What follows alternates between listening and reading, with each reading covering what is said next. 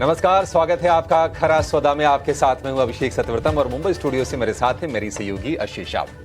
बाजार के लिए संकेत आज कमजोर हैं, लेकिन अगर आपकी रुचि अध्यात्म है, आपकी रुचि अगर भारत की संस्कृति को जानने में है, तो इलाहाबाद में यानी कि प्रयागराज में आस्था का महाकुंभ आज से शुरू हो गया है और इसमें आप जरूर भाग लीजिए। वहां पहुंचिए, वहां देखिए कि क्या छटा होती है, क्या दृश्य होते हैं।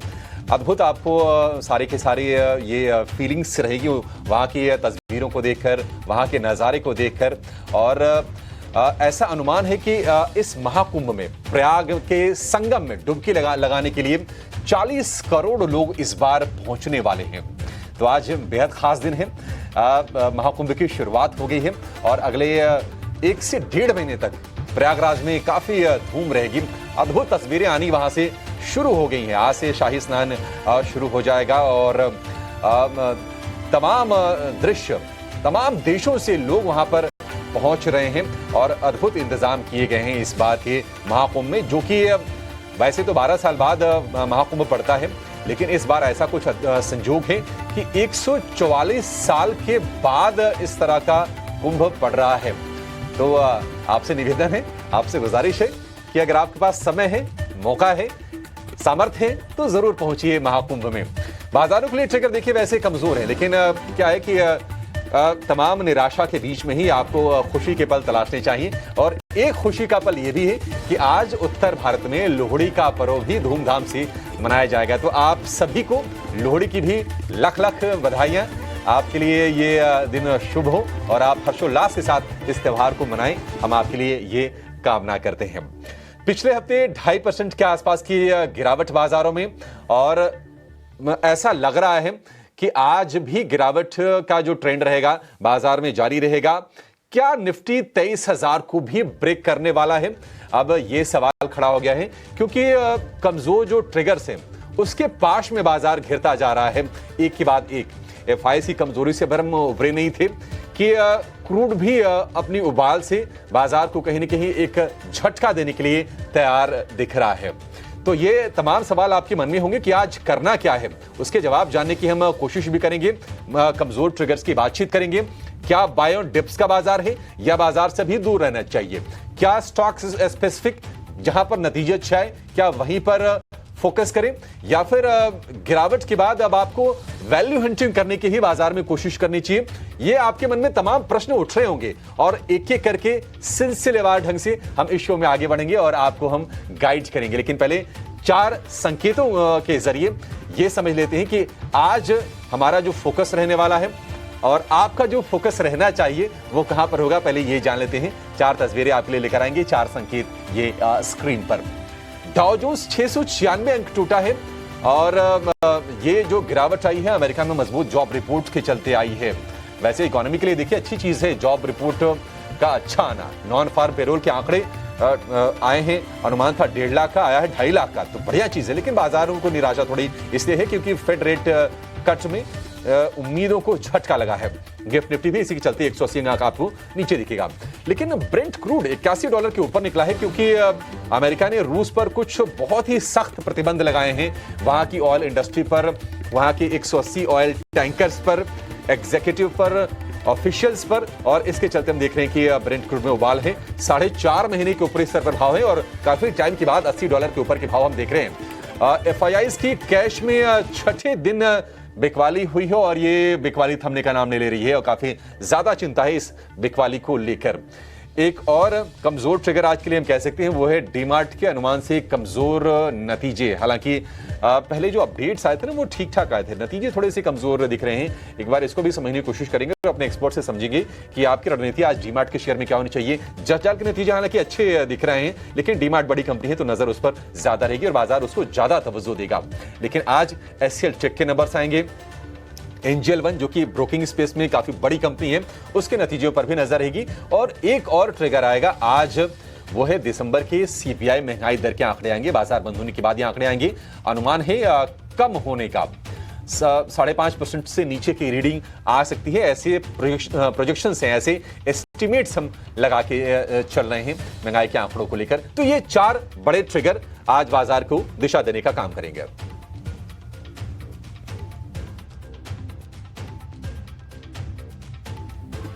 बिल्कुल, तो ये 4 बड़े ट्रिगर्स जहां पर आपको अपनी नजर रखनी चाहिए, लेकिन इसके अलावा ग्लोबल बाजारों से क्या संकेत निकल कर आ रहे हैं उस पर भी फोकस करेंगे।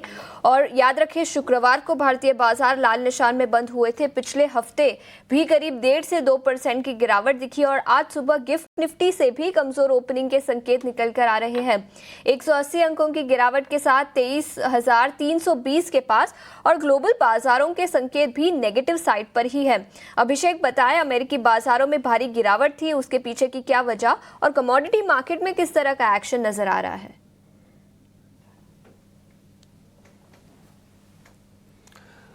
आशीषा, देखिए, एक के बाद एक कमजोर संकेत आ रहे हैं और अब चर्चा ये भी होने लगी है कि क्या बाजार मंदी की गिरफ्त में है, क्या हम बेयर मार्केट की तरफ बढ़ रहे हैं, क्योंकि उम्मीद ये करके चल रहे थे कि जो नवंबर का निचला स्तर था 23,350 का, बाजार वहां जाकर शायद सपोर्ट लेगा। लेकिन आज जो गिफ्ट निफ्टी की जो इंडिकेशंस हैं वो दिखा रहे हैं कि बाजार उस लेवल के भी नीचे जाएगा। ट्रिगर्स बाजार के लिए कमजोरी किए हैं। एफआईज की बिकवाली चल रही है, कच्चे तेल में उबाल है।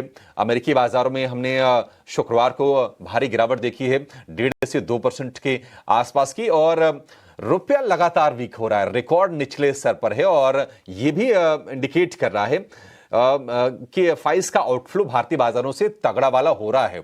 हालांकि जो आंकड़े शुक्रवार को एफआईज की बिकवाली के आए हैं वो अगर आप क्वांटम के लिहाज से देखेंगे तो वो ज्यादा नहीं है, 2,500 करोड़ रुपए के आसपास की एफआईज की बिकवाली आई है। लेकिन चिंता की बात यह है कि बिकवाली के आंकड़े थम नहीं रहे। लगातार 6 दिन हो गए एफआईज की बिकवाली होते होते, और अगर हम जनवरी की बात कर लें तो फिर से एक कमजोर नोट की तरफ हम जा रहे हैं, क्योंकि 25,000 करोड़ रुपए के आसपास की सेल ऑफ एफआईज की हो गई है। अब अमेरिका पर आते हैं। अमेरिकी बाजारों में शुक्रवार को गिरावट आई है। हालांकि वहां पर जो आंकड़ा है जॉब रिपोर्ट का, नॉन फार्म पेरोल का, वो आंकड़ा जिसको यूएस फेड बहुत ही करीब से देखता है, वो कमजोरी का इंडिकेट कर रहे हैं आंकड़े। इकोनॉमी के लिए अच्छे हैं लेकिन बाजार के लिए थोड़े से कमजोर आंकड़े हैं, क्योंकि अनुमान था 1.55 लाख बढ़ने का, वो बढ़ के आया है 2.5 लाख के ऊपर। और अब ये मान के चला जा रहा है कि 29 जनवरी वाली जो पॉलिसी है उसमें दरें नहीं घटेंगी। सीएमई फेड वॉच टूल ये बहुत ही क्रूशियल इंडिकेटर होता है ये प्रोजेक्शंस को रीड करने का। उनके हिसाब से दरों में बदलाव नहीं होने की जो संभावना वो है 97% की, यही नहीं, मार्च की जो पॉलिसी होगी उसमें भी दरें में कोई बदलाव नहीं होने की जो संभावना वो है 75% की। तो अब कम से कम कंसेंसस ये धीरे धीरे बिल्ड हो जाएगा कि 2 पॉलिसी में रेट कट नहीं आ रहा है, और इससे बाजार निश्चित तौर पर परेशान हो रहा है। एक और आंकड़ा बेरोजगारी दर का। बेरोजगारी दर थी नवंबर में 4.1% पर। अनुमान यह था कि दिसंबर में बढ़ के थोड़ा आएगा 4.2% पर, लेकिन आया 4.1% ही। तो ये भी थोड़ी सी नेगेटिव साइड पर है बाजारों के लिए। और ये निश्चित तौर पर आप देखिए डाउ जोन्स, S&P 500, नैस्डैक 1.5% से ज्यादा की गिरावट तीनों के तीनों इंडेक्स में। आईटी शेयरों में तो खैर बिकवाली लाजमी सी बात है, अगर नैस्डैक इतना टूटा है तो बिकवाली हुई ही होगी। आज अगर हम बात करें, क्रूड एक बहुत ही क्रूशियल फैक्टर होगा भारतीय बाजारों के लिए भी, और निश्चित तौर पर बड़ा डेंट करने की क्षमता रखता है, क्योंकि हम लगातार कह रहे थे कि 70 से 75 डॉलर की रेंज में है, लेकिन देखते देखते क्रूड निकल गया है $81 के ऊपर, और ये 4-4.5 महीने के ऊपरी स्तर पर कच्चे तेल के भाव हैं। दरअसल हुआ यह है कि अमेरिका ने, अब चूंकि रूस का यूक्रेन के साथ युद्ध चल रहा है और उसके चलते ही वहां की ट्रेजरी सेक्रेटरी है, यानी कि वहां की वित्त मंत्री है जेनेट येलेन, उन्होंने स्टेटमेंट दिया है कि यूक्रेन के साथ वॉर के चलते ही वो रूस पर सैंक्शंस बढ़ा रहे हैं। तो रूस की ऑयल इंडस्ट्री, रूस के ऑयल टैंकर्स, वहां की जो एग्जीक्यूटिव्स हैं, वहां की जो ऑफिशियल्स हैं, सबके खिलाफ जो कड़े प्रतिबंध लगाए गए हैं। और उससे माना जा रहा है कि रूस से जो सप्लाई है, और ज्यादातर जो सप्लाईज हैं वो भारत को जाती हैं और चीन को जाती हैं, उस पर थोड़ा सा असर पड़ेगा, क्योंकि टैंकर्स पर भी कुछ सैंक्शंस लगाए गए हैं, तो शिपिंग करना थोड़ी सी महंगी हो जाएगी। ये सारी चीजें होंगी। आप ध्यान रखिए कि पिछले साल जनवरी से लेकर नवंबर तक जो भारत में जो रशिया से क्रूड आए हैं उसमें 4.5% का उछाल देखने को मिला है, और भारत के टोटल क्रूड इंपोर्ट में जो रशिया से जो क्रूड आ रहा था वो आ रहा था करीब करीब 36-37% के आसपास का। तो निश्चित तौर पर यह एक नेगेटिव चीज जरूर है। तो एफआईज की बिकवाली हो गई, क्रूड का उबाल हो गया, अमेरिकी बाजारों की कमजोरी हो गई, रुपया में लगातार गिरावट, और इसमें आप एक और 4 के साथ 5वां नेगेटिव ट्रिगर आप डीमार्ट को भी जोड़ सकते हैं, क्योंकि बड़ी कंपनी है रिटेल स्पेस की, और डीमार्ट के नतीजों में कमजोरी आना कहीं न कहीं रिटेल स्पेस में कंजम्पशन में वीकनेस के तौर पर भी देखा जा सकता है। तो आज संकेत कमजोर हैं। प्रश्न यही है कि क्या आपको गिरावट पर खरीदना है, लेकिन सवाल यह है कि क्यों खरीदें जब आपको अच्छे ट्रिगर्स नहीं मिल रहे हैं। और यही सवाल एफआईज के मन में भी है कि जब बढ़िया ट्रिगर नहीं मिल रहे तो आखिर एफआईज लौटेंगे क्यों। एक चीज हो सकती है वैल्यूएशन, वो वाली चीज हो सकती है, लेकिन अगर वो भी तब देखेंगे, उनको अगर और सस्ता माल मिलता है तो फिर बाद में आएंगे। अभी तो आउटफ्लो चल रहा है, तो निश्चित तौर पर नेगेटिव साइड पर बाजार के लिए आज ट्रिगर कई सारे हैं। डीआईज कोशिश कर रहे हैं बाइंग करके सपोर्ट करने की, लेकिन सिर्फ डीआई से बाजार नहीं चलेगा। एफआईज का पैसे आना भारतीय बाजार में बहुत जरूरी है और वो नहीं आ रहा है। और नतीजे भी टीसीएस के नतीजे दमदार आए थे, लेकिन अभी डीमार्ट के नंबर थोड़े से कमजोर साइड पर हैं। तो देखते हैं कि बाजार की चाल क्या होती है। लेकिन आज जो गिफ्ट निफ्टी संकेत दे रहा है 185 अंक खुलने के, हम कमजोर ही खुलेंगे, गिरावट के साथ ही खुलेंगे। देखते हैं कि गिरावट पर खुलने के बाद लोअर लेवल पर बाइंग आती है या नहीं आती है। तो खुलने के बाद की रीडिंग काफी ज्यादा इंपॉर्टेंट हो जाती है बाजार में। बिल्कुल, तो कई सारे फैक्टर्स और ग्लोबल संकेतों पर हमने चर्चा की। और हाँ, पिछले हफ्ते कमजोरी दिखी थी। शुक्रवार के सत्र में याद रखें करीब आधे % की गिरावट के साथ भारतीय बाजार 23,430 के लेवल्स पर बंद होते हुए नजर आए थे।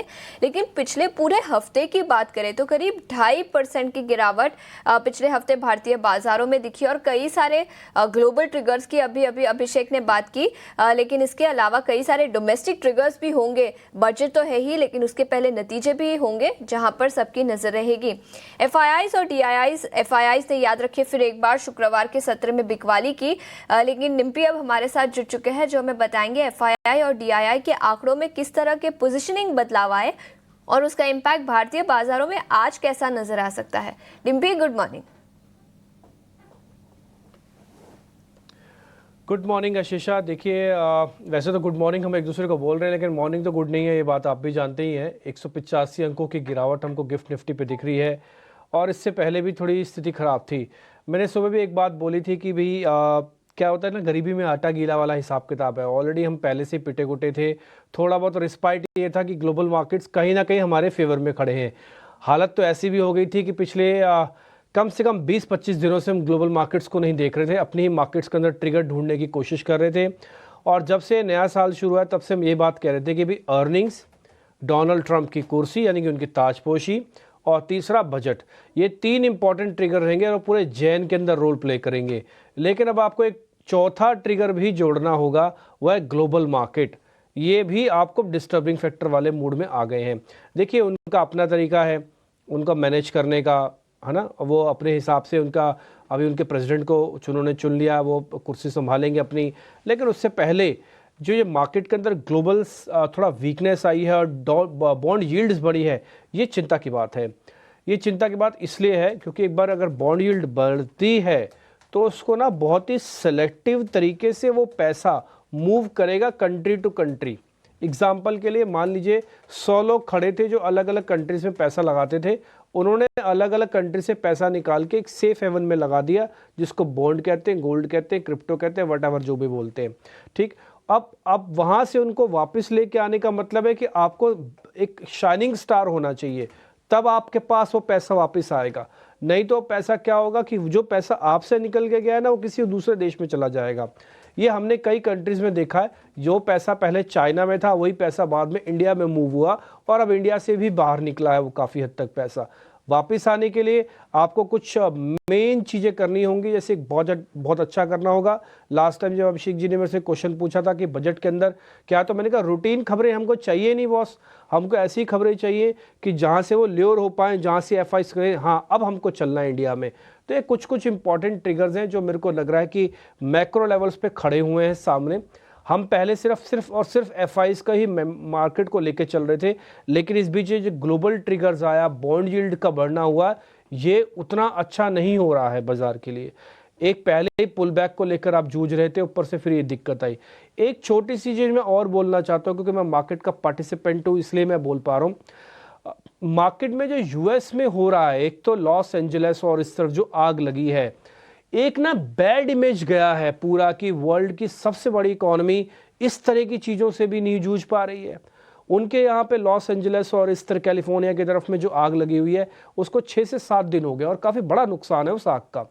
तो एक इमेज बिल्डिंग होती है कि आप कैसे करेंगे। और दूसरा, डोनाल्ड ट्रंप ने कुर्सी संभालने से पहले एक विवादित बयान दिया है जो कि पनामा कनाल को लेकर है और ग्रीनलैंड को लेकर है। ये दोनों ही ना बिजनेस के पॉइंट ऑफ व्यू से ग्लोबली बहुत इंपॉर्टेंट है। पनामा कनाल तो बहुत ही इंपॉर्टेंट है, आप खुद जानते हैं कि क्रूड का सारा ट्रेड ऑलमोस्ट काफ़ी हद तक वहाँ से भी होता है। तो ये 2-3 चीज़ें जो उन्होंने बोली हैं, मेरे को लग रहा है थोड़ा सा सेटबैक है, इसलिए हम सेफ हेवन ढूंढने की कोशिश कर रहे हैं यूएस के अंदर भी। मेरे को इनकी गिरावट की ज़्यादा चिंता नहीं है, मेरे को बॉन्ड यील्ड के बढ़ने की ज़्यादा चिंता है। वो जो बढ़ रही है वो अच्छे तरीके से नहीं बढ़ रही, वो इक्विटी मार्केट्स के लिए नेगेटिव है। आ जाते हैं इंडिया में एफआईज के रोल पे कि एफआईज ने लास्ट ट्रेड के अंदर क्या किया। देखिए, एफआईज की होल्डिंग अभी भी 16%, 15-16% के आसपास चल रही है, इसमें किसी तरह का कोई बदलाव नहीं है। ये एक बहुत अच्छा पॉइंट है, बहुत अच्छी वैल्यूएशन पे अगर वो वापस आते हैं इंडिया के अंदर, करेक्टेड वैल्यूएशन मिल रही है। बट बात देखी जा रही है कि वो कब आएंगे इंडिया के अंदर। जैसे मैंने शुरुआत में भी आपसे कहा कि वो बॉन्ड यील्ड के सेफ हेवन में चले गए हैं। मेरे को नहीं पता उनके लिए इंडिया कितनी बड़ी इंपॉर्टेंस रखता है, लेकिन अगर इंडिया उनके लिए इंपॉर्टेंस रखता है तो उनको जल्द से जल्द आना चाहिए। ये मौका दस्तूर है और हमारी बेसिक रिक्वायरमेंट है, तो दोनों का विन विन होगा।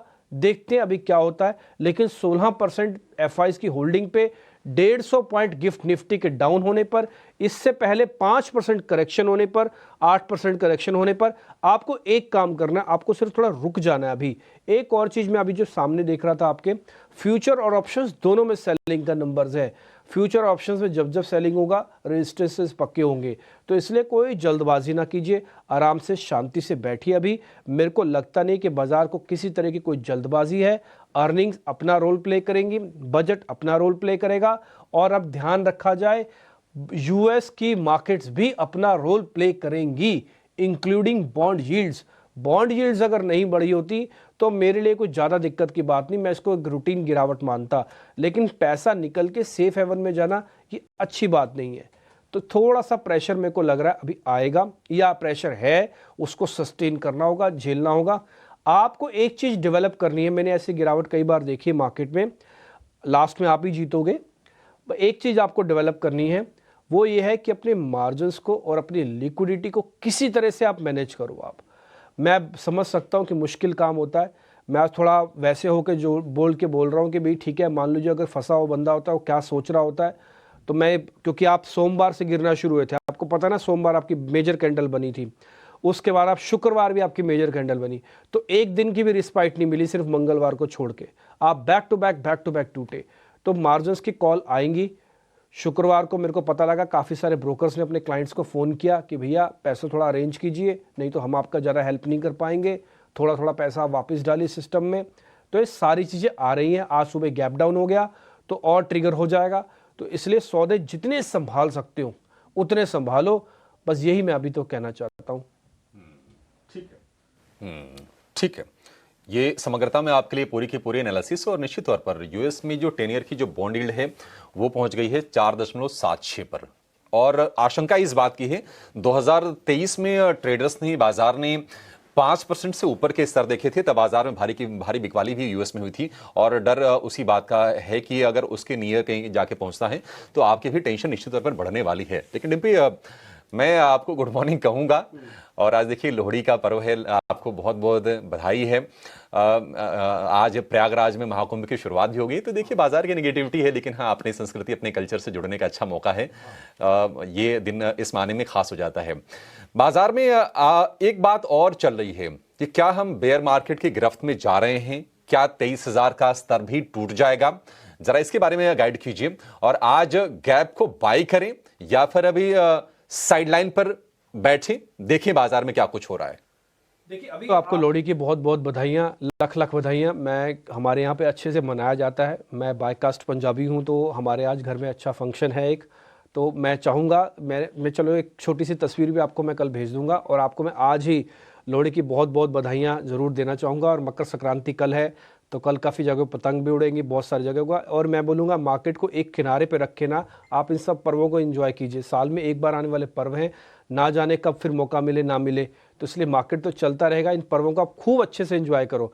ये तो होता ही रहेगा, ऊपर नीचे, ना मेरे ना आपके कहीं से ये रुकने वाला है ना चलने वाला है। इसलिए इसको अपनी गति से चलने दो, हम अपनी गति से अपने त्योहारों को साथ मनाएं। अब आपने जो दूसरा क्वेश्चन पूछा कि क्या मंदी की चपेट में आ रहे हैं और हमको क्या करना चाहिए, देखिए आप कुछ भी नहीं कर पाएंगे इस समय। तो जो कर रहा है वो मार्केट ही कर रहा है, और एक तरफा कर रहा है ना। तो प्रॉब्लम मार्केट की ये है कि मार्केट के में तब आप सोच पाएंगे जब बाजार ऊपर और नीचे हो रहा हो। फिलहाल एक ही तरफ का फ्लो है, वो नीचे की तरफ है। आपको मौका ही नहीं मिल रहा पुल बैक का। एंड ट्रस्ट में, अगर पुल बैक का मौका पिछले हफ्ते मिलता ना, तो काफ़ी सारे लोग सिस्टम में से निकलते। वो सिस्टम में से नहीं निकले हुए हैं, अभी भी फंसे हुए हैं। मैंने एक चीज़ आपको बताई थी और आपको एग्जाम्पल देके बताया था, क्योंकि आप पहाड़ पे आते जाते हैं, इसलिए आपको एग्जाम्पल देके कि आपके पीछे वजन बहुत है, आप चल नहीं पाएंगे जब तक उस वजन को कम नहीं करेंगे। वो वजन था ओपन इंटरेस्ट का। जब ये सीरीज शुरू हुई ना, तो करीब 5 लाख से ज़्यादा के कॉन्ट्रैक्ट ओपन इंटरेस्ट में खड़े हो गए। और मैंने एक वर्ड का इस्तेमाल किया था कि रिटेल खचाखच भरे हुए हैं मार्केट के अंदर, और एफआईज है नहीं। आपको ट्रांसफर चाहिए, रिटेल को जाना होगा, एफआईज को आना होगा। एक वीक हैंड निकलेगा, स्ट्रांग हैंड तभी सिस्टम के अंदर आएगा। ऐसे कभी नहीं हो सकता कि आपके पास बैठने की 6 ही कुर्सियां हो और आपने पहले से 5 आदमी बिठा रखे हो, फिर 3 मेहमान आ जाए तो उनको आप कहाँ बिठाओगे। तो आपको 1-2 कुर्सी तो खाली करनी पड़ेगी शिष्टाचार में। तो शिष्टाचार वाली कुर्सी खाली नहीं हुई, तो एफआई सिस्टम में अवेलेबल भी नहीं है, और वही रिटेल अब अपनी लॉन्ग पोजीशन से मुश्किल में फंसा हुआ है। मैं फिर भी बोलूँगा कि ये जो ओपन इंटरेस्ट की पिक्चर है उसमें कोई मेजर अभी भी बदलाव नहीं हुआ है। दूसरा पॉइंट, अभी भी आप कोई ज़्यादा एक्सपेरिमेंट ना करें। हमने कभी भी नहीं बोला पिछले 10 से 15 दिनों में क्या बाय करें, भले आप हमारा वीडियो उठा के देख लीजिए। हमने आपसे सिर्फ एक वर्ड इस्तेमाल किया था, वो है एक्यूमुलेट, इकट्ठा करना, एकत्र करना। हमने कहा था कि 10 लॉट की कैपेसिटी है, तो एक लॉट अपनी जेब में डालते जाओ। अब अगर वो आपने डाला है, तो मैं कम से कम एक चीज़ की सहानुभूति रखूंगा और एक चीज़ की खुशी भी होगी मेरे को कि हमारे पास माल बहुत महंगा नहीं है, बहुत ज़्यादा नहीं है। काफ़ी सारे लोगों का कैलकुलेशन थी कि नहीं इस लेवल से बाय आ जाएगा, इस लेवल से। मेरा ऐसा मानना है कि मार्केट जिस जॉनर में आके खड़ा हुआ है, इसमें सरकार को भी हेल्प करनी होगी। ये खाली अब एफआईज का मामला नहीं आके रुका है, इसमें गवर्नमेंट को भी थोड़ा इन्वॉल्व होना होगा, वो भी मैसेज फ्लोट करे। क्या इससे पहले देश के वित्त मंत्री कभी खड़े होकर उन्होंने सदन में नहीं बोला कि भाई मार्केट आपका ठीक है? बोला है। तो आपको एक स्टेटमेंट मैं चाहता हूं देश के वित्त मंत्री जल्द से जल्द दें। क्या इससे पहले कभी आपने मार्केट में खबरें नहीं सुनी कि एफआईज एलआईसी ने आके बाय कर लिया मार्केट के अंदर? वो खबरें कहाँ हैं? वो खबरें मिस हैं अभी भी। वो खबरें सिस्टम में वापस आनी चाहिए, ये जल्दी आनी चाहिए। इसको डैमेज कंट्रोल कहते हैं। डैमेज आपकी आंखों के सामने हो रहा है, आप कंट्रोलिंग वाले काम नहीं करेंगे तो देखिए डैमेज तो होगा ही, और हो भी रहा है। तो मैं बस एक ही चीज़ पे रोकूंगा यहीं पे। मेरे पास आज नंबर्स भी नहीं है बताने के लिए, क्योंकि गैप बड़ा है और इससे पहले आप फिगर आउट हो। तो आप सिर्फ ये कर सकते हो कि 23,300 का एक पैनिक लो लगा हुआ है।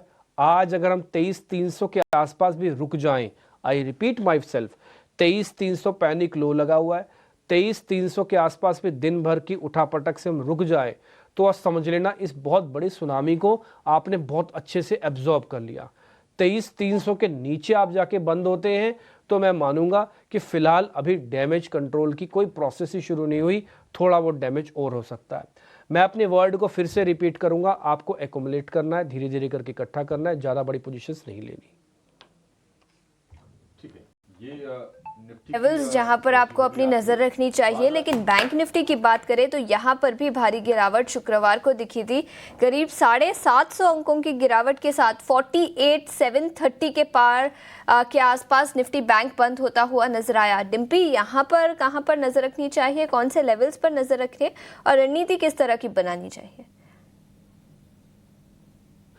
देखिए, बैंक निफ्टी के अंदर पहले काफ़ी स्ट्रेंथ थी आशीषा, लेकिन बाद में वीकनेस में तब्दील हुई और एक्स्ट्राऑर्डिनरी वीकनेस हुई। देखो, आप निफ्टी कोशिश कर रहा था लेकिन बैंक निफ्टी ने ख़राब किया उसको। अच्छा, अभी भी आप देखोगे तो 1,70,000 कॉन्ट्रैक्ट इसके अंदर खड़े हैं और शॉर्टिंग बहुत जम के हुई है। आपके पास बैगेज बहुत है, ट्रस्ट मी।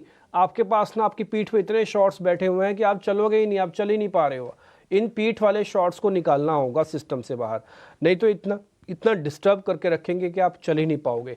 फिलहाल लेवल्स की मैं आज बात नहीं बोलूँगा क्योंकि लेवल्स ऑलरेडी हम काफ़ी तेज़ी से पिट रहे हैं। और एक और चीज़, हमने एक ही महीने के अंदर करीब 9% का गेन लॉस किया है ना, यानी कि जितना गेन आपने साल भर में किया उतना ही लॉस आपने एक महीने में किया है।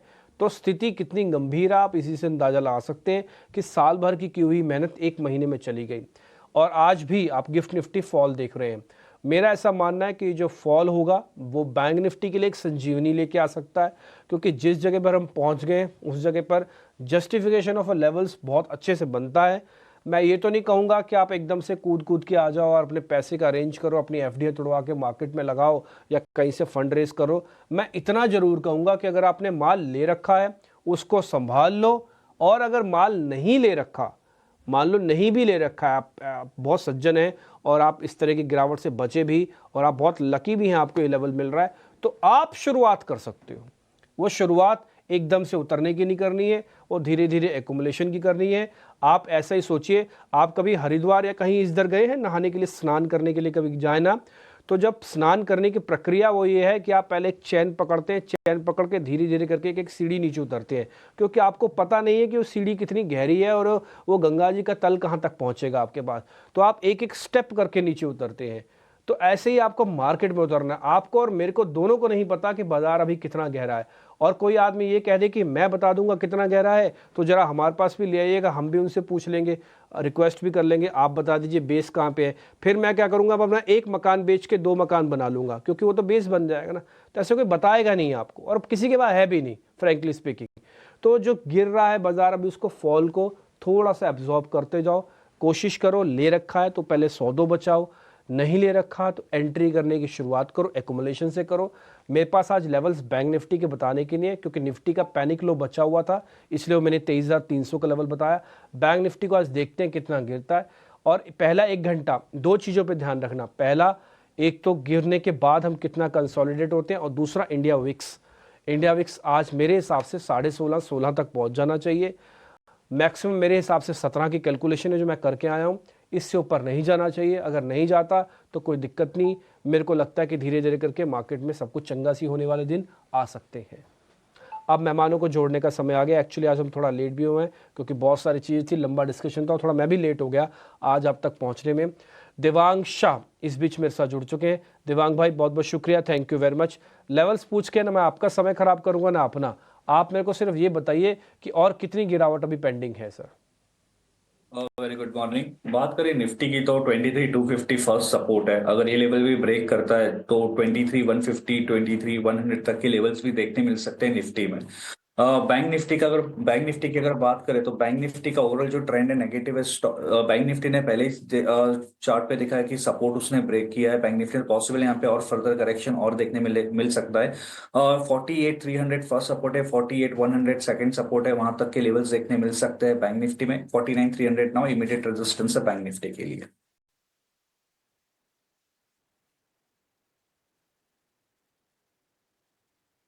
ठीक है, लेवल्स हम फिर से चेक करेंगे एक बार। प्री ओपन के लेवल्स आने दीजिए, उसके बाद जब बाजार खुलेगा कुछ करना नहीं है आपको, शांत रहिए। देखते हैं बाजार में आज क्या कुछ होता है। स्टॉक स्पेसिफिक मौके आएंगे और आगे भी आते रहेंगे जैसे जैसे रिजल्ट सीजन यहां से पैन आउट होगा। देवांग आप बताइए, आपको बाजार में शेयरों में मौके कहां पर दिख रहे हैं, आपके स्टॉक्स कौन से हैं? गुड मॉर्निंग, बताइए। Good morning. स्टॉक्स से बात करें, जैसे मैंने कहा बैंकिंग सेक्टर थोड़ा वीक लग रहा है यहाँ से हमें, तो बैंकिंग में बैंक ऑफ बड़ौदा सेल के लिए सलाह है। ओवरऑल चार्ट स्ट्रक्चर देखे, lower top lower bottom structure में स्टॉक ट्रेड कर रहा है, तो पॉसिबल यहाँ से फर्दर और करेक्शन देखने मिल सकता है। 216 के टारगेट के लिए 231 का यहाँ स्टॉप लॉस रखने की सलाह रहेगी बैंक ऑफ बड़ौदा में।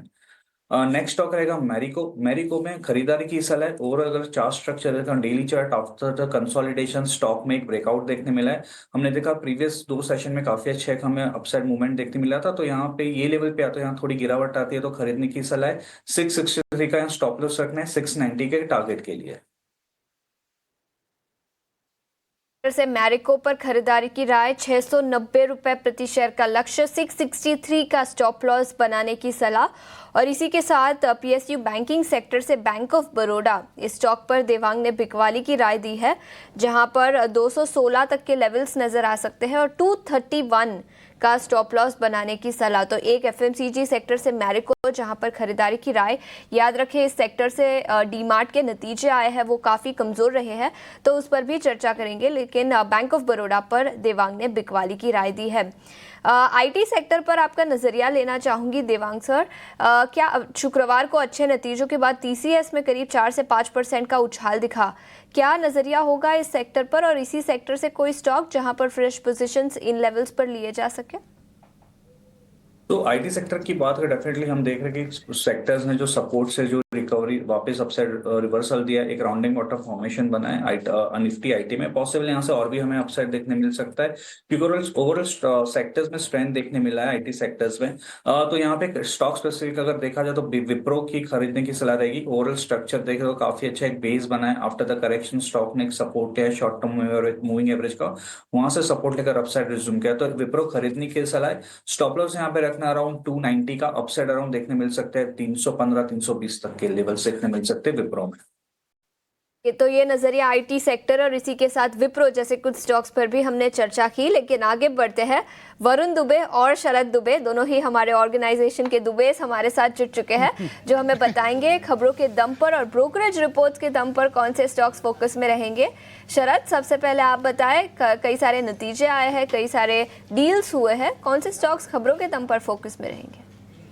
जी बिल्कुल, गुड मॉर्निंग आशीषा। सबसे पहले ऑफकोर्स अर्निंग्स Q3 अपडेट्स पे जो है नज़र डाल लेते हैं। यहाँ पे ऑफकोर्स जस्ट डायल की बात करें तो यहाँ पे strong set of operational numbers देखने मिले हैं। एबिडा में भी ऑलमोस्ट 43% का जंप देखने मिला है। वही एवेन्यू सुपरमार्ट्स की बात करें तो यहाँ पे overall weak set of numbers आए हैं। सिर्फ रेवेन्यू इन लाइन था, पैट एबिडा मार्जिन देखेंगे तो एस्टिमेट को मिस किया गया है। जो SSG ग्रोथ है 2 साल या उनसे पुराने स्टोर्स के, वहाँ पे मात्र 8% का growth year on year basis पे देखने मिला है। इसके अलावा PCBL की नतीजे देखें तो यहाँ पे भी कमज़ोर देखने मिली है। नतीजे 100 बेसिस पॉइंट्स का मार इनके कामकाजी मुनाफे के मार्जिन में भी आया है। ICICI प्रूडेंशियल की ऑपरेशनल पैरामीटर्स की बात करें तो लार्जली इन लाइन आए हैं ये नंबर्स। लेकिन खबरों वाले शेयर्स में बात करें तो ऑफकोर्स JSW एनर्जी पे नज़र रखिएगा। इन्होंने 630 करोड़ में JSW न्यू एनर्जी के ज़रिए एक्वायर किए हैं 125 मेगावाट का एक SPV हेट्रो ग्रुप के साथ। ओला इलेक्ट्रिक की जो है परेशानी बढ़ रही है। CCP से जो रिक्वेस्ट आई है और डेटा की रिक्वेस्ट आई है 10 जनवरी के लिए। अब याद रखिए ये जो कंप्लेंट्स हो रही थी स्कूटर इंडस्ट्री को लेके, उसको लेके ये अपडेट आई है। ओबरॉय रियल्टी के लिए बड़ी न्यूज़ फ्लो है। स्लम रिहेबिलिटेशन की जो है डेवलपर एज अपॉइंटमेंट आ गई है और इसमें लगभग 3.2 लाख स्क्वायर फीट की डेवलपमेंट हो सकती है। वारी एनर्जी 100% स्टेक एक्वायर करेंगे एनएल ग्रीन पे, जिसका कुल वैल्यू लगभग 790 करोड़ का आता है। और बाइकॉन के लिए पॉजिटिव न्यूज़ फ्लो है। US FDA ने जो है बाइकॉन बायोलॉजिक्स की जो साइट है मलेशिया में, वहाँ पे इनको वॉलंटरी एक्शन इंडिकेट दिया है, यानी कि अप्रूवल चाहिए। थोड़े दिन पहले जो है लास्ट ईयर, अब कहेंगे लास्ट ईयर एंड में जो है इंडिया की भी अप्रूवल्स देखने मिली। तो आगे जाते हुए लॉन्चेस पे जो है एक बुलिश नज़रिया बनता है। और आखिर में GR इंफ्रा की बात करें तो लगभग 2200 करोड़ का एक प्रोजेक्ट जो है इनकी अप्रूवल आई है। तो ये तो खबरों वाले शेयर्स हुए, लेकिन ब्रोकिंग हाउसेस भी जो है बहुत इंपॉर्टेंट न्यूज़ फ्लोज ला रहे हैं। अर्निंग्स इम्पैक्ट हो रहा है, वो सारा डिटेल्स जो है अभी हमें वरुण बताने वाले हैं। वरुण, ज़रा बताएं कि अर्निंग्स पे तो बहुत इंपॉर्टेंट ब्रोकिंग कवरेज आ रही है, कुछ कॉर्पोरेट एक्शंस आए जैसे बाइकॉन को लेकर जो आप ट्रैक करते हो सेक्टर, तो ज़रा बताएं यहाँ पे क्या चल रहा है। डेफिनेटली, तो काफ़ी सारी रिपोर्ट्स आई है, जिसमें सबसे पहले तो जैसे कि आपने अर्निंग्स का जिक्र किया तो एवेन्यू सुपरमार्ट तगड़े डाउनग्रेड्स आए इस काउंटर पे नतीजों के बाद। यहाँ पे अगर आप देखेंगे तो नुवामा है, मोतीलाल ओसवाल है, सब ने अपने प्राइस टारगेट्स काटे हैं। सबसे पहले नुवामा की बात करो तो होल्ड का कॉल है, प्राइस टारगेट 5040 से काट के 4212 का किया है। और मोतीलाल ने भी खरीदारी की सलाह है, लेकिन 4750 से प्राइस टारगेट काट के 4450 का किया है। अब देखिए, इनका कहना है कि मार्जिन जो है वो आगे चल के भी प्रेशर में रह सकते हैं, क्योंकि कंपटीशन जो है, प्रतिस्पर्धा जो है स्पेस में काफ़ी ज़्यादा हो रही है। मैनेजमेंट का focus no doubt market share gain करने पे ज़रूर है आगे चल के। साथ ही जो नए मैनेजमेंट के चेंजेस हुए हैं उसको लेके कोई खास कमेंट्री जो है यहाँ पे नहीं आई है। मोतीलाल ने तो अपने EV बाय एबिटा जो इनफैक्ट जो एबिटा जो है उसको रिड्यूस किया है करीब 4% तक आगे चल के, और अपने EPS एस्टिमेट को भी काट दिया है 4 से 7% 2025 से 2027 के लिए। तो यहाँ पे आपको तगड़ा प्रेशर देखने मिल सकता है, क्योंकि टारगेट कट आए हैं एवेन्यू सुपरमार्ट पे। अब बायोकॉन की बात करते हैं तो बोफा की एक रिपोर्ट है, खरीदारी की सलाह, प्राइस टारगेट 400 से बढ़ा के 435 का किया है। इनका कहना है कि मलेशिया फैसिलिटी को जो अप्रूवल मिला है, इसके पहले बेंगलुरु फैसिलिटी को भी अप्रूवल मिला था, इसके चलते जो नए लॉन्चेस है वो काफ़ी फास्ट हो सकते हैं इस कंपनी को। और बायोलॉजिक्स के जो रेवेन्यू है उसमें करीब 20% के आसपास की बढ़ोतरी जो है FY26 तक देखने मिल सकती है, ये इनका कहना है। और कॉन्फिडेंस जो है बायोलॉजिक्स के कारोबार में इसके चलते बढ़ता है, इसके लिए प्राइस टारगेट बढ़ाए गए हैं। Morgan Stanley report, Aditya Birla capital पे अपग्रेड किया है, इक्वल वेट से ओवरवेट, प्राइस टारगेट 247 का है। इनका कहना है कि अगर आप सेंसेक्स के मुकाबले देखेंगे तो स्टॉक में इंडस्ट्री लीडिंग ग्रोथ भी एक कंपनी देती है। फोकास्ट कर रहे हैं FY24 से 27 तक AUM ग्रोथ जो है 20% साल दर साल आपको बढ़ते हुए नजर आएगी। और बाकी पैरामीटर्स भी अगर आप देखेंगे, बैलेंस शीट भी हेल्दी है, इसके लिए खरीदारी की सलाह दे रहे हैं। वहीं PB फिनटेक को इन्होंने डाउनग्रेड कर दिया है, इक्वल वेट से अब अंडर वेट का कॉल है, प्राइस टारगेट 1400 रुपये का ये दे रहे हैं। ये कह रहे हैं कि प्रॉफिट जो है आगे चल के अनुमान से थोड़ा बहुत कमज़ोर रह सकता है और पैसा बाजार में भी चैलेंजेस है, इसके लिए डाउनग्रेड किया गया है। श्रीराम फाइनेंस, मोतीलाल ओसवाल की रिपोर्ट है, खरीदारी की सलाह, 700 रुपये का प्राइस टारगेट है, 2025 के लिए इनकी ये टॉप पिक बनी हुई है। इनका कहना है कि एग्जीक्यूशन अगर आप देखेंगे मर्ज एंटिटी का तो अपने पीएस के मुकाबले काफ़ी बेहतर है, आगे काफ़ी बेहतर ग्रोथ प्रॉस्पेक्ट्स है इस कंपनी के।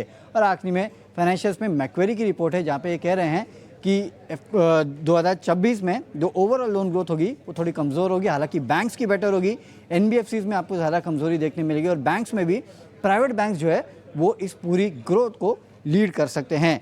LIC को भी इन्होंने अपग्रेड किया है, ओवरवेट से न्यूट्रल का कॉल, प्राइस टारगेट 1200 से बढ़ा के 1215। ICICI लोम्बार्ड अपग्रेड किया है, न्यूट्रल से ओवरवेट, प्राइस टारगेट 2000 से बढ़ा के 2255। SBI लाइफ डाउनग्रेड किया है, PB फिनटेक को डाउनग्रेड किया है, आप अपने स्क्रीन पे सारे टारगेट्स देख सकते हैं। इसके अलावा HDFC bank, ICICI bank, AB capital, PFC और श्रीराम हाउसिंग फाइनेंस ये इनके टॉप पिक्स में शामिल भी है। ठीक है, तो ये नजरिया और ये कई सारे स्टॉक्स जो ब्रोकरेज रिपोर्ट्स और खबरों के दम पर फोकस में रहेंगे। इस बीच मेरे साथ जुड़ चुके हैं। एक काम करते हैं, पहले गुरांग भाई से एक छोटा सा एक व्यू पॉइंट लेते हैं, उसके बाद जो हमने स्टॉक से न्यूज़ वगैरह सब आपके सामने रखे हैं वो धीरे धीरे करके आपके सामने सारे पॉइंट्स रखेंगे। गुरांग भाई बहुत शुक्रिया, थैंक यू वेरी मच आज समय देने के लिए। पहले तो लोहड़ी की पर्व की आपको बहुत बहुत हमारी तरफ से बधाई, और दूसरा आज से कुंभ का स्नान भी, शाही स्नान आज से शुरू हो रहा है, और तीसरा कल मकर संक्रांति भी है। और मेरे को थोड़ा पता भी है कि आपका थोड़ा गुजरात कनेक्शन है, तो आप भी शायद पतंग वतंग आपने भी उड़ाई होंगी, वो दिन भी आपको याद रहेंगे ही। और दूसरा प्रशांत सावंत भी मेरे को स्क्रीन पे दिख रहे हैं। प्रशांत भाई आपका भी बहुत बहुत शुक्रिया, थैंक यू वेरी मच समय देने के लिए। आपको भी लोहड़ी के पर्व की बहुत बधाई, और कल से देखेंगे कि नए रंग रूप में आपको विविधताओं में देश फिर से भरता हुआ दिखेगा। त्योहारों का मैं बोलूँगा एक सीज़न भी फिर से शुरू होएगा, और कल मकर संक्रांति भी है। आप सबको बहुत बहुत बधाई। गुरांग भाई पहले मैं आपसे शुरू करूंगा। ये बात सच है कि इस तरह के फॉल हमने कई बार देखे हैं, लेकिन इस बार के फॉल में हम एक चीज़ मिस कर रहे हैं सर। वो मिस कर रहे हैं कि देश के वित्त मंत्री को आके कुछ तो बोलना चाहिए सर। 10% एक महीने के अंदर टूट गया है मार्केट। हम मिस कर रहे हैं कि वो खबरें कहाँ गई जो पहले हम सुनते थे कि LIC आके बाय कर लेता है मार्केट को। वो हम खबरें मिस कर रहे हैं कि कोई तो मैक्रो इवेंट ऐसा घटे कि जो इस तरह के फॉल को, जो फ्री फॉल है, उसको थोड़ा बहुत रोके। सर एक बार आपका टेक। बहुत बहुत धन्यवाद डिब्बी जी, आपका सभी पर्व की, महाकुंभ की, लोहड़ी की, संक्रांति की ढेर सारी शुभकामनाएं हमारी कंपनी जियोजित फाइनेंशियल सर्विसेज और हमारे तरफ से इटिनाव स्वदेश के सभी दर्शकों को, आपको, इटिनाव स्वदेश की टीम को और मंच पर उपस्थित महानुभाव को हमारे तरफ से ढेर सारी शुभकामनाएं। देखिए डिम्पी जी, वित्त मंत्री जी, प्रधानमंत्री जी शेयर बाजार के बारे में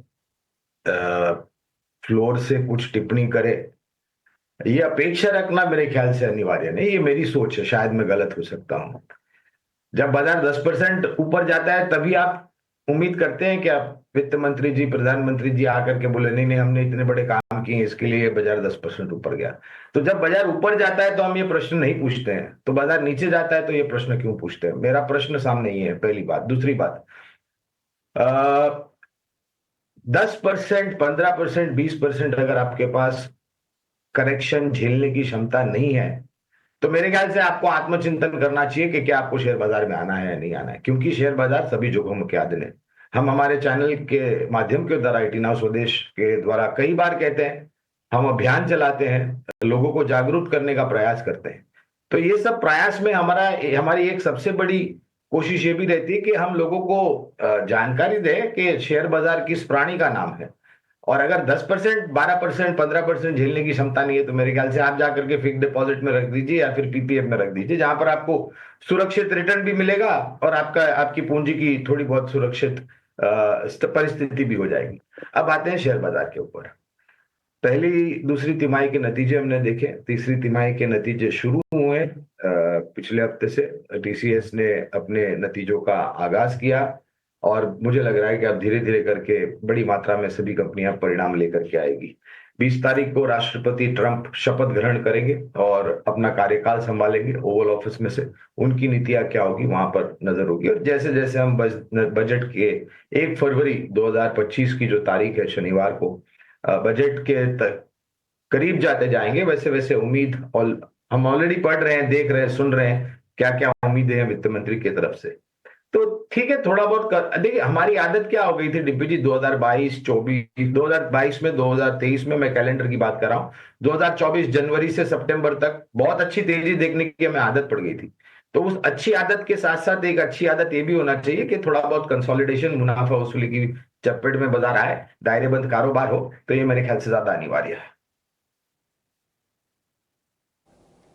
ठीक है डैन सर, पॉइंट टेकन। आपने अपनी इंटेलिजेंस और अपनी बुद्धिमत्ता से सारी बातें बताई हैं। अब मैं जरा प्रशांत सावंत के पास पहुंच रहा हूँ। प्रशांत भाई, आज भी 200 पॉइंट की गिरावट है मार्केट के अंदर, और अगर हम इसको एज इट इज़ भी मान लें तो ये और नुकसान डैमेज करेगा मार्केट के अंदर। एक तो आपका व्यू पॉइंट और दूसरा आपके आज के ट्रेड। जी गुड मॉर्निंग और good morning to the panel. सभी दर्शकों को नमस्कार। तो यहाँ पे बिल्कुल जो अभी आपने कुछ वक्त पहले कहा था कि ऑलमोस्ट 8 से 9% हम टूटे एक महीने के अंदर, तो मुझे लग रहा है कि उसके साथ अगर आप इंडिविजुअल स्टॉक्स को देखें, वहां भी क्लियर कट स्ट्रक्चरल डैमेज नजर आ रहा है। जो पिछले साल भर से जब गिरावट आ रही थी, आपको स्टॉक में कोई डैमेज नजर नहीं आएगा। आपको वहां नजर आएगा कि रेजिस्टेंस से टकरा के एक नॉर्मल रेंज में करेक्शन हो रहा था। अभी आप देखें तो स्ट्रक्चर ब्रेक डाउन हो रहे हैं, तो और वॉल्यूम के साथ ब्रेक डाउन हो रहे हैं। तो मुझे लग रहा है, मैं काफी वक्त से जो कह रहा हूं कि अगर आपको इस मार्केट में ट्रेडिंग के हिसाब से गलत होना है तो शॉर्ट साइड पे गलत हुई, यानी अगर आपके स्टॉप लॉसेस ट्रिगर होने हैं तो ट्रेंड के साथ होने चाहिए। और अभी भी जो मेरे 2 स्टॉक्स चुने, वो स्ट्रक्चर जहां पे वीक है, ऐसे स्टॉक्स मैंने चुने हुए। तो जो फर्स्ट स्टॉक मैंने चुना हुआ है वो है एचडीएफसी एएमसी। इसका अगर हम स्ट्रक्चर देखें तो ये कंप्लीट ब्रेकडाउन था, छोटी सी रैली आई, वहां भी बिग वाली शुरू हुई है। तो यहाँ मैं शॉर्ट करने की सलाह दूंगा। स्टॉप लॉस रखेंगे 3900 स्पॉट के जस्ट ऊपर, 3905। यहाँ से मेरा टारगेट होगा 3700, 3700 का। और नेक्स्ट जो शॉर्ट होगा वो होगा पीआई इंडस्ट्रीज में। तो यहाँ पे मेरा स्टॉप लॉस होगा 3652, 3652। जो टारगेट होगा वो होगा 3525 से लेके 3500, 3500 तक का।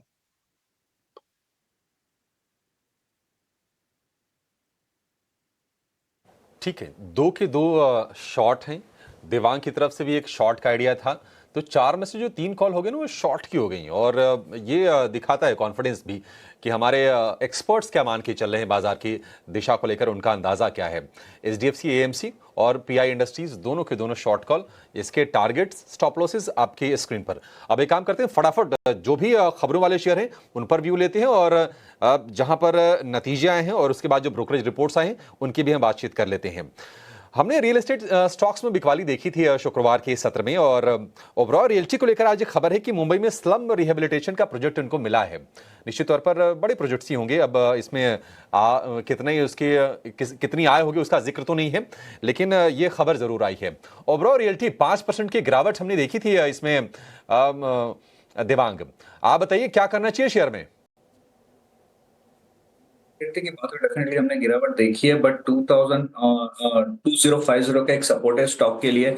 अगर ये लेवल्स ब्रेक नहीं करता तो पॉसिबल यहाँ से रिवर्सल देखने मिल सकता है। तो थोड़ा बहुत करेक्ट होता है तो देखना है कि 2050 के जो सपोर्ट है उसको सपोर्ट ले पा रहा है कि नहीं। If it's break then further correction देखने मिल सकता है। तो मॉर्निंग में ट्रेड लेने के लिए अवॉइड करना होगा, थोड़ा यहाँ वेट एंड वॉच के लिए देखना होगा कि सपोर्ट ले पा रहा है कि नहीं ले पा रहा है ओवरऑल रियलिटी। ठीक है, अवॉइड करने की सलाह है ओबरॉय रियल्टी को। ओला इलेक्ट्रिक को लेकर खबर है कि 10 जनवरी को CCPA यानी कि सेंट्रल कंज्यूमर प्रोटेक्शन अथॉरिटी उन्होंने और जानकारी मांगी है और ये मामला थोड़ा पुराना हो गया। लगातार हम देख रहे हैं कि कम से कम उस मुश्किल से निकल नहीं पा रही कंपनी। ओला इलेक्ट्रिक 73 रुपए का भाव। गौरांग सर, आपका क्या व्यू है इसको लेकर? धन्यवाद अभिषेक भाई, आपको प्रणाम और शुभ प्रभात हमारे तरफ से।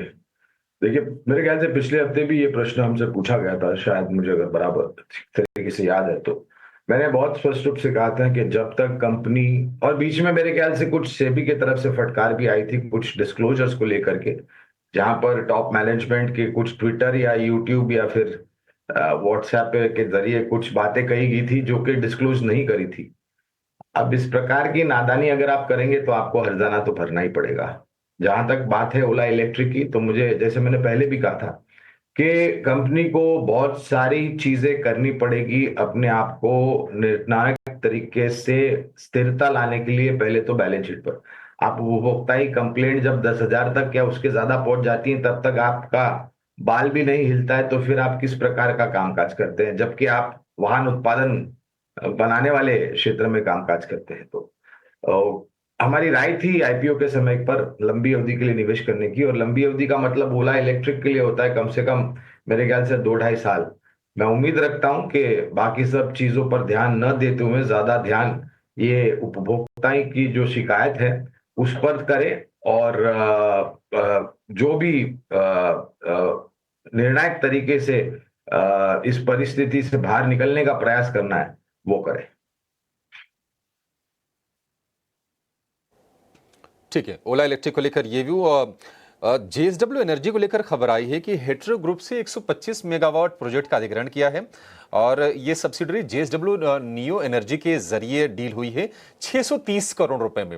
हालांकि पिछले एक महीने की बात करें, JSW एनर्जी का शेयर करीब 20% नीचे आया है। JSW एनर्जी, प्रशांत जी, आपकी राय? Good morning sir. Very good morning Abhishek ji. अगर हम इसके स्ट्रक्चर को देखें तो जो मैंने कुछ वक्त पहले कहा था कि काफी स्टॉक्स में स्ट्रक्चरल ब्रेकडाउन नजर आ रहा है, तो इस स्टॉक के लिए जो अहम सपोर्ट है वो होगा 530, 530 से लेके 525 का जोन। सो मेरे हिसाब से अगर कोई इसको होल्ड कर रहा है तो ये आपका एक स्ट्रिक्ट स्टॉप लॉस होना चाहिए। अगर ब्रेक हो जाए तो एग्जिट करना होगा और बाय की बिल्कुल भी सलाह नहीं होगी। सिर्फ एग्जिस्टिंग लॉन्ग्स के लिए स्टॉप लॉस होगा 525, 525 का।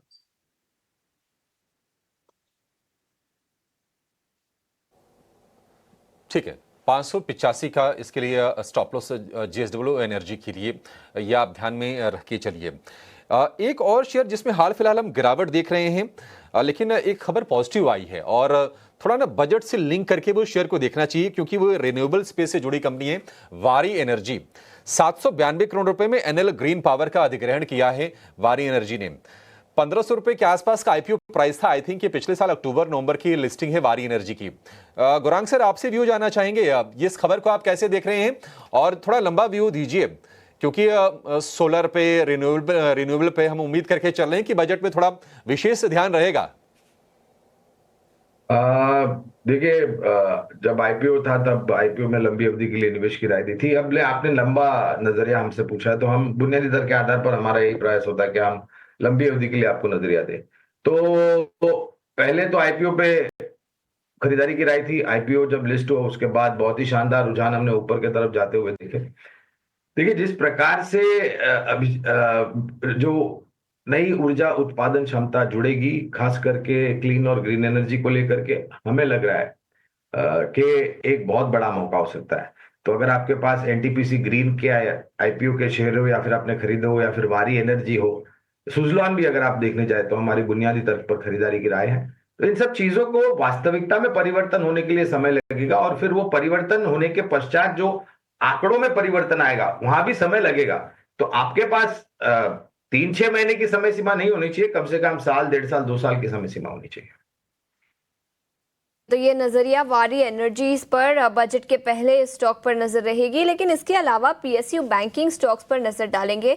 याद रखें, शुक्रवार के सत्र में 2.5% की गिरावट इस इंडेक्स पर दिखी और 11 महीने के निचले स्तर पर निफ्टी पीएसयू इंडेक्स बंद होता हुआ नजर आया। कई सारे स्टॉक्स जहां पर दबाव दिखा। Bank of India, Nifty PSU banking index 2.7% की गिरावट के साथ बंद हुआ। Bank of India, union bank, ये दोनों टॉप लूजर्स थे। बैंक ऑफ इंडिया में 4.5% की गिरावट दिखी।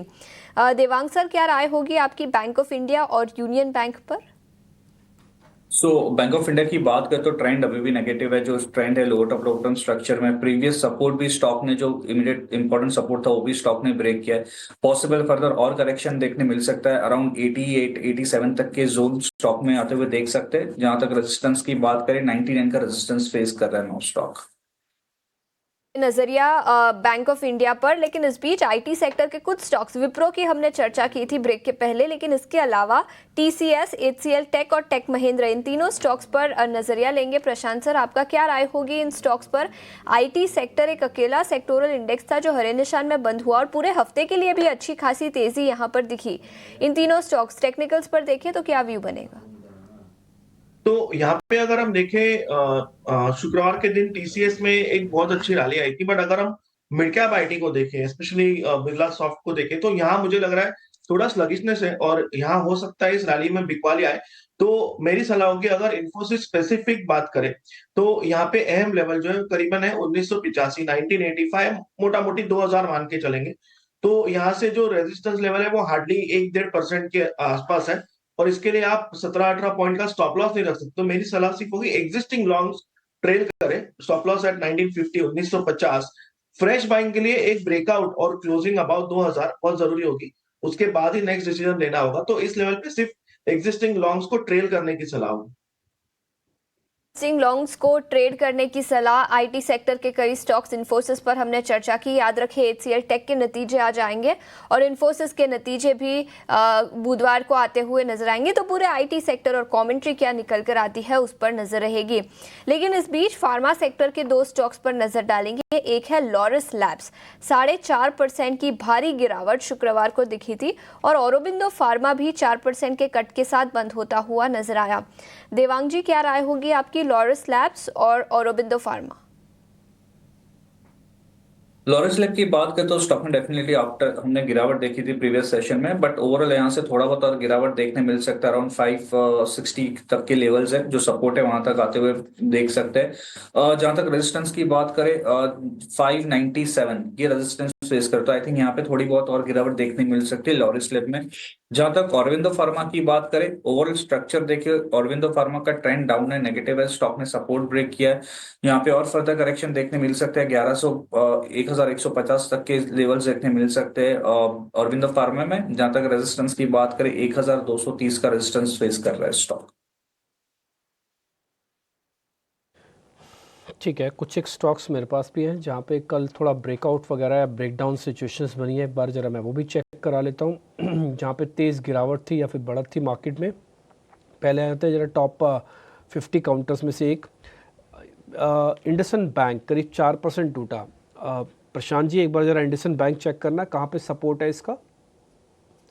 तो डिम्पी जी, ये स्टॉक मेरे हिसाब से बैंकिंग में सबसे ज्यादा वीक यही स्टॉक रहा है और करंटली भी अगर हम देखें तो जो 1000 के आसपास आया था वहां से फिर से एक स्ट्रॉन्ग बिकवाली आई, वॉल्यूम बैक बिकवाली। शुक्रवार के वॉल्यूम आप देखो तो बहुत ही स्ट्रॉन्ग है और इसका जो एक अहम सपोर्ट है वो 925, 925 है।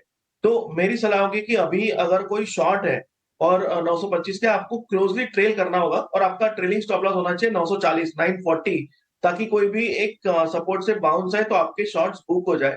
यहाँ पे स्ट्रिक्ट सलाह होगी, कोई भी बाइंग या बॉटम फिशिंग की कोशिश ना करे। रैली आने के बाद किस तरह से प्राइस रिएक्ट करती है वहां डिसीजन लिया जा सकता है।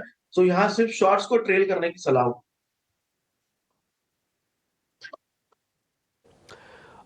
गुरांग सर, मैं ना 3-4 शेयर आपसे पूछता हूँ। वो मैंने निफ्टी 200 में से निकाले हैं, लेकिन वो सभी के सभी शेयर अपने साल के लो पर है, यानी कि 52 वीक लो पर है।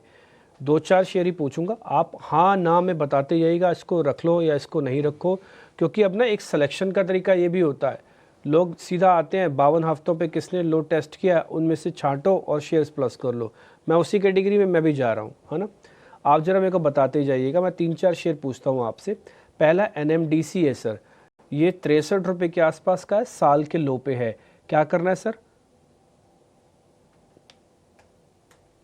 इन्वेस्टमेंट भी हुई थी मेरे ख्याल से डेवलपमेंट में। लंबी अवधि के अगर आपकी निवेश की विचारधारा है या फिर आपका निवेश है तो आप लंबी अवधि के लिए बने रह सकते हैं। ठीक है। दूसरा शेयर है सर सेल और टाटा स्टील। ये दोनों ही स्टील की कंपनी है लेकिन दोनों ही साल के लो पर है, 52 वीक लो पर है। चुनाव एक का करूंगा स्टील में से, टाटा स्टील को रखूं या सेल को रखूं सर? खरीदारी की राय होगी 155 के करीब के स्तर है। सेल पर खरीदारी की कोई राय नहीं है इसलिए टिप्पणी नहीं कर पाएंगे, लेकिन टाटा स्टील ज्यादा पसंद आता है। रेलवे से जुड़ी हुई दो कंपनी है, एक है कंटेनर कॉरपोरेशन और दूसरी है IRCTC। दोनों ही करीब 700 750 की रेंज में है और दोनों ही साल के लो पर हैं। तो कॉनकोर को रखूं कि IRCTC को रखूं? कंटेनर कॉरपोरेशन पर हमारी खरीदारी की राय है डिम्पी भाई लंबी अवधि के लिए, लेकिन ये भी कहना मेरे ख्याल से जायज होगा कि ऐसे मैं विशेष रूप में सीधे सीधे टिप्पणी तो नहीं करूंगा क्योंकि कवरेज नहीं, लेकिन IRCTC भी एक सक्षम और अच्छी कंपनी है। ठीक है। आप सर एक बार जरा हीरो मोटोकॉर्प के बारे में बताइएगा। ये भी टू व्हीलर वाली कंपनी साल का लो टेस्ट कर रही है। मैं बजाज ऑटो को रखूं, हालांकि उसका लो नहीं है, बट बजाज ऑटो पे जाऊं या फिर हीरो मोटोकॉर्प भी चलेगा क्योंकि मेरे को लो पे मिल रहा है ये? देखिए यहाँ पर मैं पक्षपात किसी एक के तरफ नहीं करूंगा डिम्पी भाई, क्योंकि हमारी दोनों पर खरीदारी की राय है। तो अगर है निवेश दोनों में तो लंबी अवधि के लिए बने रहे। हीरो मोटोकॉर्प में जो महीने दर महीने बिक्री के आंकड़े आए थे उससे लेकर के मायूसी थी और स्टॉक में ज्यादातर उस कारण को लेकर के हमने गिरावट देखी है। ठीक है सर, एक शेयर मैं आपसे और पता करना चाहता हूँ, ये भी साल के लो पर है, उसका नाम है कोल इंडिया। लोग इसको आधा इसलिए खरीदते हैं आधे मन से क्योंकि इसमें एक अच्छा डिविडेंड प्ले है जो कि 7-8% का है, जो कि इक्वल टू FD है। तो कोल इंडिया इस लेवल पे ओके है सर, प्लस कर ले, थोड़ा डिविडेंड वाला एंगल भी है और थोड़ा ग्रोथ वाला बनेगा जो बनेगा। आप जरा बता पाएंगे? डिम्पी भाई देखिए, डिविडेंड बुनियादी तर्क के आधार पर एक अनेक हिस्सों में से एक हिस्सा होता है जिसको हम देखते हैं जब हम खरीदारी की राय बनाते हैं बुनियादी तर्क के आधार पर। 590 तक के लक्ष्यांक है, ये डिस्क्लोजर है, रिस्क रिवॉर्ड काफी फेवरेबल है जिस स्तर पर स्टॉक कामकाज कर रहा है। और ये कंपनी पूरे दुनिया में सबसे बड़ी कंपनी है जिसके पर कुदरती भंडार है कोयले के। हाँ, माइनिंग को लेकर के, आउटपुट को लेकर के कभी कभी दिक्कतें आ जाती हैं, लेकिन लंबी अवधि के लिए खरीदारी की राय है और जैसे मैंने बताया 590 के करीब के लक्ष्यांक। सर मैंने आपसे काफ़ी सारे शेयर्स पता कर लिए और ये पोर्टफोलियो डिज़ाइनिंग करने के काफ़ी काम आता है या फिर जो आपका एक सिलेक्शन का तरीका है कि भाई साल में जो लो टेस्ट कर रहे हैं शेयर किसी वजह से आगे हैं नीचे अच्छे शेयर्स हैं, क्या उनको प्लस करें ना करें? गौरांग सर ने बहुत खूबी आपको बता दिया। अब मेरे साथ दो मेहमान और जुड़ रहे हैं, शिवांगी शारदा है और कुणाल परार है। थोड़ी देर में मार्केट खुल जाएगा। शिवांगी बहुत शुक्रिया समय देने के लिए, कुणाल भाई आपका भी बहुत बहुत शुक्रिया, थैंक यू वेरी मच, आपने भी समय निकाला। आप पहले तो आप दोनों को ही लोहड़ी की बहुत बहुत शुभकामनाएं, लख लख बधाइयाँ, और मकर संक्रांति भी है, इसके भी मैं आपको अग्रिम थोड़ी बधाई दूंगा। शिवांगी आपसे करें शुरू, आप हमको जरा आज के अपने कॉल्स बताओगे। ओवरऑल मार्केट्स तो बहुत ही ख़राब है, पूछने का मन तो नहीं कर रहा क्योंकि पुराना ही नहीं संभाला जा रहा, बट फिर भी थोड़ी गाइडेंस दीजिए। आज आपके पास ट्रेड कौन से है? वेरी गुड मॉर्निंग और मकर संक्रांति की सभी को हार्दिक शुभकामनाएं।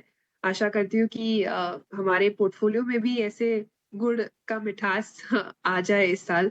तो अगर मार्केट्स की बात करें, यहाँ पे एक करेक्टिव फेज जरूर देखने को मिला है। पिछले हफ्ते 500 पॉइंट से ज्यादा निफ्टी इंडेक्स करेक्ट कर चुका है। आज भी हम एक ग्रेव गैप डाउन के साथ ओपनिंग देख रहे हैं, पर ऐसे बाजार में एक स्टॉक है जो काफी रेजिलेंट है और पूरे करेक्टिव फेज में ये करेक्शन नहीं यहाँ पे देखने को मिला है। लगातार हम देख रहे हैं कि भारती एयरटेल में 15 सेशन से कंसोलिडेशन हो रहा है और इंडेक्स में एक सेलिंग प्रेशर के बावजूद ये स्टॉक रेजिलेंट है। अब इस टेलीकॉम सेक्टर में भी एक one of the out performers है और पूरे बाजार में भी एक स्ट्रेंथ बना रखा है। तो यहाँ पे मेरी राय रहेगी कि हम ऐसे स्टॉक्स में मौके ढूंढे खरीदारी की। 1680 के टारगेट्स यहाँ नेक्स्ट बन रहे हैं और 1580 के एक स्टॉप लॉस के साथ।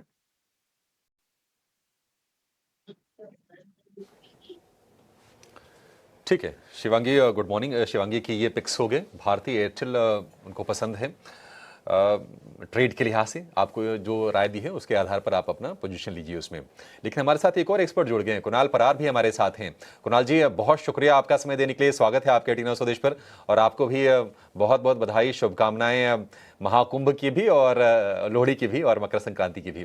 बताइए आपके शेयर्स कौन से हैं? गुड मॉर्निंग, सुप्रभात एंड आप सबको लोहड़ी की, मकर संक्रांति की, आज से जो पर्व चालू हुआ है जो 45 डेज तक रहेगा महाकुंभ, सबका बहुत बहुत शुभकामनाएं।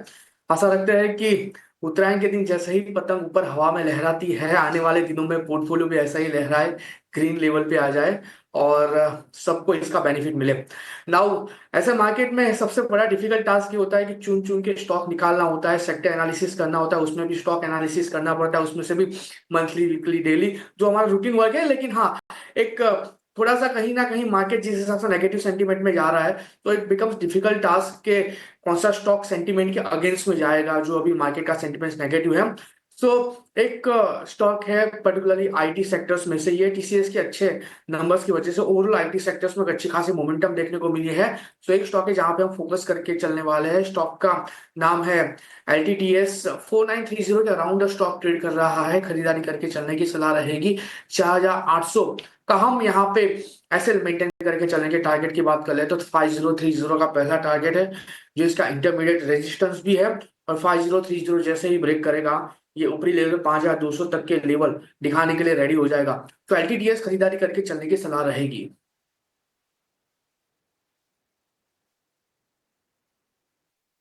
LNT टिक 5030, 5200 ये दो टारगेट होंगे। लेकिन जो स्टॉप लॉसेस बताए जा रहे हैं ना, इसको आप थोड़ा सा ध्यान से आज आप इंप्लीमेंट कीजिएगा, क्योंकि हम देख रहे हैं कि गिफ्ट निफ्टी पर जो शुरुआती कमजोरी 180 अंकों की धीरे धीरे बढ़ रही है, मतलब उसमें कोई राहत नहीं है कि अच्छा लोअर लेवल से कोई रिकवरी आ जाए। तो 4800 का स्टॉप लॉस, 100 रुपए नीचे का, और 5030 का ये टारगेट, और उसके बाद 5200 के टारगेट आपके लिए खुल जाएंगे। आईटी शेयर में थोड़ा सा कंफर्ट इसलिए भी क्योंकि हमने देखा था कि शुक्रवार को टीसीएस की अगुवाई में तमाम आईटी शेयर चले थे, तो वहां से संकेत अच्छे हैं। आज एससीएल टिक के नतीजे आने वाले हैं, बाजार बंद होने के बाद उस पर हमारी नजर रहने वाली है। लेकिन चलिए ये समझ लेते हैं कि आज 9 के नौरत में कौन से शेयर हैं जहां पर आपको फोकस करके चलना है। हमारे सहयोगी शरद दुबे फिर से तैयार हो गए आपके लिए। शरद, बताइए आज कहां पर नजर रहेगी? बिल्कुल, सबसे पहले तो ब्रेंट क्रूड में जो है उछाल देखने मिला, अपने 4 मंथ हाई लेवल्स पे हैं। तो यहाँ पे ONGC, ऑयल इंडिया, इन स्टॉक्स के लिए पॉजिटिव न्यूज़ फ्लो रहेगा। हालांकि देखा जाए तो OMCs को लेके या पेंट स्टॉक्स को लेके दबाव पड़ सकता है, क्योंकि ये क्रूड डेरिवेटिव वाले कंपनीज है। तो ऑफकोर्स क्रूड एक बहुत मेजर चीज़ है जहाँ पे आज बहुत इम्पैक्ट अलग अलग सेक्टर्स में देखने मिलेगा। लाइफ इंश्योरेंस के डेटा में SBI लाइफ की सबसे बेहतरीन आई है। दिसंबर के एनुअलाइज प्रीमियम 16% बढ़ा ईयर ऑन ईयर बेसिस पे, पॉजिटिव है स्टॉक के लिए। बाइकॉन के लिए बड़ा न्यूज़ है, US FDA ने क्लासीफाई कर दिया है जो बाइकॉन बायोलॉजिक्स की साइट है मलेशिया में, वहाँ पे इनको अप्रूवल आ गया है थोड़े दिन पहले ही, मतलब आप कहेंगे 2024 के एंड की तरफ जो है इंडिया की भी अप्रूवल्स आई। तो आगे जाते हुए ब्रोकरेजेस का बुलिश नज़रिया बन रहा है और प्रोडक्ट लॉन्चेस में भी अच्छी मोमेंटम दिखेगी। एवेन्यू सुपरमार्ट्स कमज़ोर नतीजे ऑल राउंड देखने मिले हैं, और यहाँ पे देख लीजिए मार्जिन्स में भी देखो 53 बेसिस पॉइंट्स का गिरावट आया है। और SSG होता है जो सेम स्टोर सेल्स ग्रोथ होती है 2 साल या उससे ज़्यादा पुराने स्टोर्स की, वो लगभग 8% ही सिर्फ बढ़ा है। तो अक्रॉस पैरामीटर एवेन्यू सुपरमार्ट्स के नतीजे कमज़ोर आए हैं और ब्रोकरेज की डाउनग्रेड आई है। ओला इलेक्ट्रिक जो है हमारा अगला स्टॉक रहेगा। यहाँ पे देखें तो कंपनी के जो है फर्दर रिक्वेस्ट आया है CCPA से, जहाँ पे वो जो है उनकी जो इश्यूज़ है वो ज़्यादा और पेनफुल हो जा रही है, खास करके जो कंप्लेंट्स आ रही है। तो ये अथॉरिटी से एक लेटर भी आ गया है, तो नेगेटिव है स्टॉक के लिए। ओबरॉय रियल्टी की बात करें तो यहाँ पे जो है अपॉइंटेड डेवलपर भी उन्होंने सेलेक्ट किया गया है स्लम रिहैबिलिटेशन के लिए मुंबई में, और इसका जो total free sale component area रहेगा वो लगभग 3.2 लाख स्क्वायर फीट का रहेगा। तो हमने तो ओला इलेक्ट्रिक, ओबरॉय रियल्टी के बारे में बात कर ली, लेकिन इसके बाद जो आता है मैक्वारी ऑन PB फिनटेक आता है, इस पे भी नज़र रखिएगा। यहाँ पे जो रेटिंग लगभग न्यूट्रल है और ओवरवेट जो है कर दिया गया है, और टारगेट प्राइस देखें तो 1530 है, पहले ये टारगेट प्राइस 1220 था। तो ये बड़ी डाउनग्रेड जो है PB फिनटेक में देखने मिल रही है। एंड ऑफ कोर्स मैक्वारी की भी डाउनग्रेड आई है और मॉर्गन स्टैनली की भी आई है, तो PB फिनटेक में भारी सेलिंग आ रहा है। AB कैपिटल हमारा 8वां स्टॉक रहेगा। MS की रेटिंग आई है, इक्वल वेट से बढ़ाकर जो है ओवरवेट कर दिया गया है, अपग्रेड आई है, टारगेट प्राइस जो है 247 रुपीज़ का है। तो ये 8 स्टॉक्स तो है ही हमारे फोकस में। और आखिर में जो है बिग बोल्ड ब्रोकरेज की भी बात कर लेते हैं। तो यहाँ पे जो है एवेन्यू सुपरमार्ट जैसे स्टॉक्स है उस पर भी नज़र रखिएगा, और तो उसमें जो है मूवमेंट देखने मिलेगा। लेकिन खास करके देखा जाए तो ब्रेंट क्रूड वाले स्टॉक्स पे ही नज़र रखिए। ब्रेंट क्रूड से रिलेटेड जो भी स्टॉक्स हैं, पेंट हो गया, एविएशन हो गया, टायर हो गए, ये तमाम स्टॉक्स आपके फोकस में रहने चाहिए। और ओएमसीज के लिए नेगेटिव है, और जो ऑयल मार्केटिंग कंपनीज हैं डाउनस्ट्रीम वाली, लेकिन जो अपस्ट्रीम कंपनीज हैं जो कि तेल का एक्सप्लोरेशन करती हैं, ओएनजीसी, ऑयल इंडिया, निश्चित तौर पर उनके लिए एक पॉजिटिव चीज़ है। अच्छा, आप निफ्टी देखिए, जो शुरुआती जो इंडिकेशंस आ रहे हैं, अब भाव सेटल हो गए हैं, 230 अंकों की गिरावट पर खुलने के संकेत दे रहा है, तो जो गिफ्ट निफ्टी इंडिकेट कर रहा था उससे कहीं ज्यादा। लेकिन एक बार जरा ये क्रूड पर एक व्यू लेते हैं। गौरांग सर, आप कैसे देख रहे हैं? ये क्रूड अब 4.5 महीने की ऊंचाई पर है। चिंता यह है कि उधर चीन की इकोनॉमी भी धीरे धीरे करके थोड़ी सी स्ट्रांग हो रही है। अभी थोड़ी देर पहले एक्सपोर्ट के डेटा हैं, वो भी उनके अच्छे आए हैं। क्रूड में उबाल को आप किस तरह से देख रहे हैं? कितना इंपैक्ट आएगा इसका? क्या $81 के भाव से डरने की जरूरत है? देखिए, डरने की बात तो सिर्फ कच्चा तेल ही नहीं है अभिषेक भाई, लेकिन रुपया भी अगर आप देखें तो अपने जीवन के सबसे निचले स्तर पर पहुंच गया डॉलर के सामने। और अगर दोनों ही में, यानी कि अगर कच्चे तेल में जिस प्रकार से उबाल आ रहा है वो है अपनी जगह पर, और दूसरी तरफ जिस प्रकार से रुपया कमजोर पड़ रहा है, तो ये दो तरफा मार पड़ने की पूरे संकेत हैं अर्थव्यवस्था पर। जब तक ये थोड़ी बहुत स्थिरता या निचले तरफ के दायरे नहीं आते, तो कच्चा तेल और रुपया दोनों पर नजर होनी चाहिए। और हाँ, कुछ क्षेत्र को लेकर के शायद यहाँ पर आपको जिस प्रकार से कच्चे तेल में उबाल आया है, पेंट इंडस्ट्री, टायर इंडस्ट्री है, वहां पर थोड़ा बहुत एफएमसीजी क्षेत्र है, वहां पर मेरे ख्याल से थोड़ी बहुत मार या फटकार और हावी होती नजर आएगी।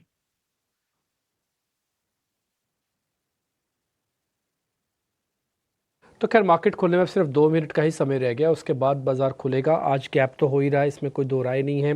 236 पॉइंट निफ्टी का फ्रीज है, 450 पॉइंट बैंक निफ्टी का फ्रीज है, और हम 48,264 पे, और उधर हम 23,195 पे खोल रहे हैं। 23,195 का मतलब आपने 23,300 का जो पैनिक बॉटम बना था उसको भी ब्रेक कर दिया गैप के साथ। तो ये जल्दी भरपाई होगी तो ठीक है, अगर जल्दी भरपाई नहीं हुई तो फिर तो मुश्किल है। देखते हैं कितना समय लगता है इन सब चीज़ों में। विक्स अभी आया नहीं है टिक उसका, तो विक्स आएगा तो वो भी जरा चेक कर लेंगे। 15 के ऊपर खुलेगा, इसमें कोई दो राय नहीं है। 16 तक भी ड्रैग हो सकता है, लेकिन 17 तक ना पहुँचे, क्योंकि अगर ये विक्स बढ़ता और साथ ही बॉन्ड यील्ड्स बढ़ती हैं तो फिर और मुश्किल हो जाएगा इक्विटी में वापस पार्टिसिपेट करना। रिलायंस इंडस्ट्रीज गैप डाउन कर रहा है, एचडीएफसी गैप डाउन कर रहा है, टीसीएस गैप डाउन कर रहा है, इन्फोसिस में गैप डाउन हो रहा है, और एलएनटी, एचयूएल जैसे बड़े शेयर्स भी हल्के हल्के दबाव के साथ आपको खुल रहे हैं। इस सब में गैप डाउन हो रहा है, ठीक, वो स्वाभाविक है। जब 200 पॉइंट नीचे खुलोगे तो इन सब में स्वाभाविक है गैप डाउन होगा। लेकिन अगर आप एक चीज़ नोटिस करेंगे तो परसेंटेज में बहुत ज़्यादा नहीं है। तो मैं उम्मीद करता हूँ कि गैप डाउन थोड़ा रुक जाएगा और उसका बेनिफिट कुछ हमको आके मिलेगा। ऑप्शंस ट्रेडर्स वाले थोड़ा सावधान रहिएगा। कॉल्स के प्रीमियम बहुत बुरी तरह से धोए हैं इस बार मार्केट्स ने। पिछला हफ्ता तो कॉल्स की पिटाई का ही था, पूरा हफ्ता टूटते रहे। इस बार अब कॉल्स को अगर आप वापस एक्यूमुलेट करना चाहते हैं तो एट द मनी लेना, ऊपर की कॉल्स मत पकड़ना, वो गल जाएंगी। 30 तारीख की निफ्टी की, 29 तारीख की डेरिवेटिव बैंक निफ्टी की एक्सपायरी है। आज हम 13 तारीख पे आ ही चुके हैं। थोड़ा सावधानी के साथ ट्रेड कीजिएगा, बस और कुछ नहीं। निफ्टी के जो टॉप गेनर हैं इस तरह के मार्केट में, वो गेनर नहीं, सिर्फ गेन है एक ही, वो ओएनजीसी के पास सिर्फ एक हरा निशान दिखेगा आज स्टार्ट में। नहीं तो आउट ऑफ 50 49 शेयर्स आज गैप डाउन, यानी कि कल के भाव से, यानी कि लास्ट ट्रेडिंग सेशन के भाव से वो थोड़ा नीचे खुलेंगे। सबसे ज़्यादा गिरावट बड़े शेयरों में टाटा कंज्यूमर्स के अंदर है, और इसके अलावा अगर आप छोटे शेयर्स देखें यानी कि निफ्टी 500 शेयर्स, तो सबसे ज़्यादा गिरावट त्रिवेणी के अंदर आपको दिखेगी। अदानी विल्मर भी आज 6% का कट शुरुआत में ले लेगा। डी मार्ट, कल्याण जी ज्वेलर्स, ये कुछ एक और शेयर्स हैं जो आज कट करीब 5% के ले रहे हैं। मार्केट खुला है और पहला टिकाना शुरू हुआ है। आज दिन काफ़ी ख़राब है मार्केट्स के लिए। गैप डाउन सीधा 200 पॉइंट का हुआ और अभी हम 23,206 है आज का बाजार का लो, और आज का बाजार का ओपन का प्राइस वो ऑलमोस्ट एक जैसा है। मैं रिपीट कर देता हूँ, 23,190 195 है। लो इज इक्वल टू ओपन हो गया ये जब तक अब ये नहीं टूटेगा, यानी कि 190 नहीं टूटेगा, मार्केट अब नया लो टेस्ट नहीं करेगा। तो बस आप भगवान से यही प्रार्थना करो कि आज open is equal to low बना रहे और रिकवरी के फेज में हम धीरे धीरे करके आ जाएं। बैंक निफ्टी के अंदर करीब 450 अंकों की गिरावट है। इसका भी open is equal to low एक जैसा ही है, कुछ ज़्यादा फर्क नहीं, 50 पॉइंट है। 48,214 का है। ये लो आज ब्रेक नहीं होना चाहिए, जो भी हमने क्रिएट कर दिया। अगर ये लो ब्रेक नहीं होता तो बैंक निफ्टी भी शायद पुल बैक दिखा जाए। बैंक निफ्टी या फिर निफ्टी अलग अलग देखें तो अगर आप ओवरऑल मार्केट्स को भी देखना चाहें तो एडवांस डिक्लाइन की रेशियो भी काफ़ी ख़राब है। 400 वर्सेस 1600 है, यानी कि हर एक शेयर के मुकाबले 4 शेयर टूटे हुए सिस्टम में है। और ये तब है जब हम करीब 9% खो चुके हैं बैंक निफ्टी का सिर्फ एक महीने में, और निफ्टी भी करीब 7% खो चुके हैं एक महीने के अंदर। ये तब है। इंडिया विक्स 8% ऊपर है, 16-16.25 के आसपास है। जो हमारी कैलकुलेशंस थी कि इतना तो खोलेगा ही, लेकिन मेरे को लगता नहीं कि 17 पार होगा। अगर ये 17 पार नहीं होता तो कोई दिक्कत नहीं है। आज मार्केट को हम शायद एब्जॉर्ब करने की कंडीशन में आएंगे। मार्केट अपना लो आज का ब्रेक कर रहा है। अभी अभी उसने 23,190 को ब्रेक किया है। थोड़ा रुकिएगा, थोड़ा संयम रखिए। मार्केट के अंदर अपनी पोजीशंस ले रखी हैं तो पहले उनको बचाओ किसी तरह से, थोड़ा होल्ड रखो, अपने आप को किसी तरह से सुदृढ़ बनाए रखो, फिर देखते हैं क्या होगा। फिलहाल थोड़ा समझदारी से, शांति से, आराम से आप ट्रेड कीजिए। नहीं बनता मत कीजिए, रुक जाइए थोड़ा और। 500 पॉइंट की गिरावट अभी आपको स्क्रीन पर और दिख रही होगी, ये बैंक निफ्टी की गिरावट है। मैं आ जाता हूँ जरा निफ्टी के 200 वाले काउंटर्स में। अब मेरे को कुछ हरे निशान वहाँ पे दिख रहे हैं, जैसे बायोकॉन आ गया, AB कैपिटल, डेविस लैब, हुडको। एक बार जरा ये सभी शेयर्स दिखाते यही फटाफट से जिनके मैं नाम बोल रहा हूँ। कुछ तो स्क्रीन पर हरा दिखे। Biocon, AB capital, oil India, Divi's lab, हुडको, ये कुछ एक शेयर्स आपको दिख रहेंगे। अब जरा कमज़ोरी वाले काउंटर्स में दिखाइए, इसी की ही कैटेगरी के अंदर 200 वाली में भी, उसमें है पॉलिसी बाजार टूटा, इंडिगो गया 5%, डीमार्ट गया 5%, कल्याण जी गया करीब 5%। तो शुरुआत आज बहुत अच्छी और एक्साइटमेंट वाली नहीं है। और मेरी प्रॉब्लम दूसरी तरीके की शुरू हो रही है कि आप अपने लोस को बार बार छेड़खानी क्यों कर रहे हो। एक बार आपने आज गैप का लो बना दिया ना, तो या तो रिकवरी लाओ या तो रोक दो, लेकिन आप बार बार उस लो को टेस्ट करके नया क्रिएट कर रहे हो, अच्छा नहीं है। बैंक निफ्टी अटेम्प्ट ले रहा है शायद कुछ पुल बैक की। मैं देखो जल्दबाजी में आपको नहीं बोलूँगा, लेकिन मैं इतना बोलूँगा कि एक्यूमुलेशन एक की हो सकती है। धीरे धीरे धीरे धीरे करके 10 में से 1 लॉट डालते जाओ। और ये बोलते हुए मेरे को 10 दिन होंगे, तो इसका मतलब आपके पास 10 लॉट हुए होंगे आज तक की गिरावट मिला के। अगर आप 10 दिन से ही बात सुन रहे हैं तो ये बात मैं अगर आपके सामने रखूँ तो। और कुछ ज़्यादा बोलने के लिए नहीं है, क्योंकि मार्केट को पहले थोड़ा संभलना होगा। बैंक निफ्टी से शुरुआत थोड़ी होती हुई दिख रही है मेरे को। इंडिया विक्स भी अब 16 के जस्ट नीचे ड्रैग हुआ है। देखते हैं क्या होगा। मैं किसी जल्दबाजी में, किसी हड़बड़ाहट में ये मौका निकल जाएगा ऐसा नहीं सोच रहा। हाँ, ये सोचता जरूर हूँ कि इस मौके का बेनिफिट कैसे उठाऊँ। मैं एकदम से तो खैर नहीं टूटूंगा मार्केट पे, मैं समझ सकता हूँ, बट हाँ मैं कुछ ना कुछ अपने फंड्स को अरेंज करके धीरे धीरे करके सीड फंडिंग या सीड प्लेसमेंट मैं ज़रूर करूँगा। मैं बीज तो बो ही लेता हूँ आज अपना, देखते हैं फसल उगेगी कि नहीं उगेगी, क्योंकि इस समय भूमि काफ़ी उर्वरक है। आप बीज बोएंगे तो चांसेस ज़्यादा है कि आपको आने वाले दिनों में प्रॉफिट मिलेगा। तो बीज बोना आज थोड़ा ज़रूरी समझ में आता है, इसलिए देखिए बीज बोते जाइए अगर आप बो पाते हैं तो। अब आगे बढ़ें। अब जरा वो पहले हीट मैप भी अच्छा आपकी स्क्रीन पर आने लगेगी, आप तो आप इसमें ज़रा नोटिस कर लेंगे अलग अलग सेक्टर्स के कौन कौन से शेयर कितना कितना कट ले रहे हैं। मेरे को थोड़ा आईटी से भी उम्मीद है कि शायद आईटी थोड़ा मार्केट की हेल्प करेगा, और थोड़ा बैंक से भी उम्मीद है। और मैं तीसरा जिससे उम्मीद कर रहा हूँ वो ऑटो से है। तो बैंक, आईटी एंड ऑटो, इन तीनों का अगर कॉकटेल एक साथ जुड़ जाए ना तो फिर बहुत स्पीड से रिकवरी होगी। अगर नहीं आता तो सेगमेंट होगा। आईटी आया तो पहले निफ्टी आपको थोड़ा पुल बैक करते दिखेगा, बैंक्स आए तो बैंक निफ्टी दिखेगा। ठीक है, थोड़ा सतर्क रहिए, सावधान रहिए, बस और कुछ नहीं। ज़्यादा पैनिक ना कीजिए, ना ही दूसरों को पैनिक में ढालिए। आराम से थोड़ा बैठिए, थोड़ा सब्र कीजिए। मेरे को लग रहा है कि एक अच्छी टेस्टिंग हमारी हो रही है, कमांडो ट्रेनिंग टाइप। अगर हो जाती है कमांडो ट्रेनिंग तो अच्छे निखर के भी आप आओगे। हीट मैप ऑलरेडी आ गए हैं। मेरे सहयोगी अब मेहमानों से कनेक्ट करके कुछ ओपनिंग के ट्रेड अगर मिल रहे हैं तो एक बार वो पता कर लेते हैं। इन बिटवीन कोई अपॉर्चुनिटी लॉस ना हो जाए।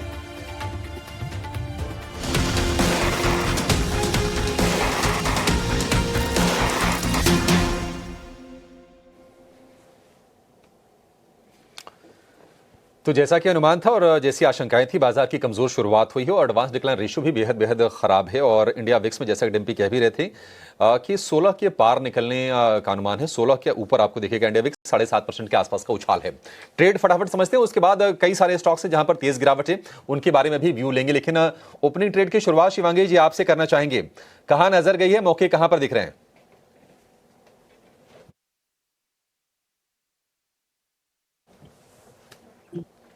जी, बेस पूरे कंट्रोल में रहेंगे मार्केट के, और मार्केट में पूरी प्रेशर बनी हुई है, तो ओपनिंग ट्रेड के लिहाज से मेरा एक सेल कॉल आइडिया रहेगा। पीएफसी पे नजर है, लगातार पिछले 5 सेशन से यहाँ पे लोअर टॉप लोअर बॉटम बनते हुए दिख रहे हैं। और फ्राइडे के सेशन में भी हमने एक अच्छी खासी लॉन्ग लिक्विडेशन देखी है, तो यहाँ पे शॉर्ट्स और फ्रेश ऐड होते हुए दिख रहे हैं इस स्टॉक में। और जो नेक्स्ट गिरावट के लेवल्स है वो 380 तक के बनते हुए दिख रहे हैं, तो वहां तक के लिए हम सेल कर सकते हैं 405 के एक स्टॉप लॉस के साथ।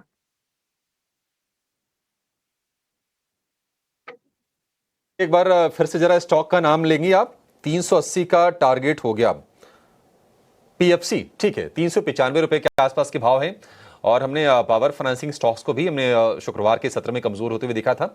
गिरावट और बढ़ेगी, 380 का टारगेट इसके लिए बनेगा 405 रुपए के स्टॉप लॉस के साथ। यह आपके ओपनिंग ट्रेड हो गया। कुणाल जी आप बताइए, आपने क्या स्पॉट किया बाजार में? वेल अभिषेक जी, मेरा भी शॉर्ट का ही है। फिलहाल एसबीआई लाइफ एक शॉर्ट करके चलने की सलाह है। डेली चार्ट पे स्टॉक ने 50 एमए का स्ट्रॉन्ग रेजिस्टेंस फेस किया। इतना ही नहीं, देखने जाए तो जो कंजेशन पीरियड में स्टॉक जो रेंज बाउंड मोमेंटम में था, वो भी आज के दिन में कहीं ना कहीं ब्रेकडाउन हमें देखने को मिला है। स्टॉक वैसे ही देखने जाए तो एक डाउन ट्रेंड में ही ट्रेड कर रहा है। सो एसबीआई लाइफ शॉर्ट करके चलने की सलाह है। फिलहाल 1458 के अराउंड स्टॉक ट्रेड कर रहा है। प्रेजेंट लेवल पे ही हम यहाँ पे शॉर्ट करके चलेंगे। ऊपरी लेवल पे हमारा जो एसएल आएगा वो है 1480। टारगेट की बात कर लेते तो 1440 का पहला टारगेट है, जिसका रिसेंट का बॉटम भी है। और 1440 ब्रेक होता है तो उसके बाद 1410 तक के भी टारगेट ये स्टॉक दिखाने के लिए रेडी हो जाएगा। तो एसबीआई लाइफ प्रेजेंट लेवल से with strict SL of 1480 short करके चलने की सलाह रहेगी।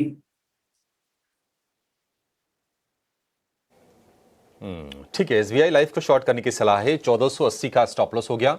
1440 का इमीडिएट टारगेट, उसके नीचे गया तो 1410 के भी दायरे खुलते हुए आपको दिखेंगे। तो हमारे एक्सपर्ट्स की तरफ से भी शॉर्ट के ही कॉल आ रहे हैं। और आप देखिए बाजार में ऐसा नहीं कि गिरावट इतनी आ चुकी है। पिछले हफ्ते हमने 2.5% निफ्टी को कमजोर होते हुए देखा। निफ्टी बैंक की बात करें, करीब 4% के आसपास से गिरावट निफ्टी बैंक में आई थी। कोई राहत नहीं दिख रही, क्योंकि ट्रिगर सारे के सारे, एक भी कोई सिल्वर लाइनिंग बाजार में आज के सत्र में नहीं दिख रही है। आईटी का ट्रिगर आया था पिछले हफ्ते टीसीएस से, लेकिन आज आईटी शेयर भी सुस्त हैं, थोड़े शांत हैं। एचसीएल टेक मामूली बढ़त हम देख रहे हैं। और इसके अलावा अगर हम चढ़ने वाले शेयरों की बात करें, इंडसइंड बैंक की पिटाई हुई थी, आज 2.5% के आसपास की रिकवरी इंडसइंड बैंक में आ गई है। लेकिन क्रूड के इंपैक्ट वाले जो शेयर हैं, आप देखिए एचपीसीएल में 6% के आसपास की गिरावट है। इसके अलावा बीपीसीएल के शेयर को देखेंगे, वो भी आज टॉप लूजर है निफ्टी का 2% के आसपास की नरमी के साथ। इंडिगो में 5% के आसपास की तेज गिरावट है। टायर वाले शेयर भी टूट रहे हैं, सीएट हो या फिर अपोलो हो या फिर जेके टायर हो, हालांकि गिरावट बहुत ज्यादा नहीं है, 1 से 2% के आसपास की नरमी फिलहाल शुरुआती सत्र में दिख रही है। एक और स्पेस जो न्यू एज टेक्नोलॉजी कंपनीज का है, कंज्यूमर टेक, फिनटेक, पेटीएम हो गया, इसके अलावा पीबी फिनटेक, नायका, अगर आप थोड़ी सी लिस्ट को और बड़ी करें, जोमैटो, स्विगी, कार ट्रेड, ये तमाम शेयर आज गिरावट के शिकार हो रहे हैं और डेंट तगड़ा है। लेकिन इंडिगो पर एक जरा व्यू लेंगे गुरांग सर, 5% के आसपास की गिरावट हम शुरुआती सत्र में इंडिगो में देख रहे हैं। और निश्चित तौर पर इनके जो टोटल कॉस्ट होती है एयरलाइन को ऑपरेट करने का, आधी के आसपास तो अकेले इनका एटीएफ पे खर्च हो जाता है। आप जरा ये बताइए कि इंडिगो में इस गिरावट को एक बाइंग अपॉर्चुनिटी के तौर पर देखें या फिर थोड़ा सा भी दूर रहना है शेयर से? का बहुत बड़ा मौका है। देखिए, दूर रहने की जो बात है ना अभिषेक, ये आपकी विचारधारा पर होती है। अगर आप छोटी अवधि में कारोबारी करते हैं या फिर आपके जहन में सिर्फ ट्रेडिंग ही लिखा हुआ है और वो ही आपके दिमाग में बसा हुआ है, तो उसका उपाय मेरे पास तो नहीं है। लेकिन हाँ, अगर आपके पास निवेश की विचारधारा है, एक एक बहुत ही साधारण सा और बहुत ही मासूम सा प्रश्न पूछूंगा। जब 25,000 और 26,000 में आपको निफ्टी अच्छा लग रहा था कुछ महीने पहले, तो आज जब अगर 23,300 या 23,000 के भी स्तर देखते हैं हम, तो आपको फिर निवेश की दिमाग में बात आती क्यों नहीं है? मेरे ख्याल से आपको आनी चाहिए। और मैं हमेशा ये कहता हूं कि गिरते हुए बाजार में, ये मगर लंबी अवधि की मैं बात कर रहा हूं, कि अगर आपके पास गिरावट आती है बाजार में और आपको अगर स्टॉक खरीद से, आपने जो पहले खरीद किया है वहां से 5-10% नीचे मिलते हैं, तो आपको जरूर विचार करना चाहिए कि आपको अपना निवेश बढ़ाना चाहिए। 4,700 के आसपास के लक्ष्यांक है इंटरग्लोब एविएशन पर, और ये जो बढ़ते हुए कच्चे तेल के और एटीएफ के जो दाम है, ये हमें और आपको तो रियायत बिल्कुल नहीं मिलती अभिषेक भाई। हमें तो जितनी टिकट के दाम होते हैं वो भरने पड़ते हैं, और वो बहुत ही आसानी से ये लोग अपने टिकट के दाम बढ़ा देते हैं। तो इनको मेरे ख्याल से किसी भी तरह का हर्जाना नहीं भरना होता है अगर एटीएफ में उछाल आता है।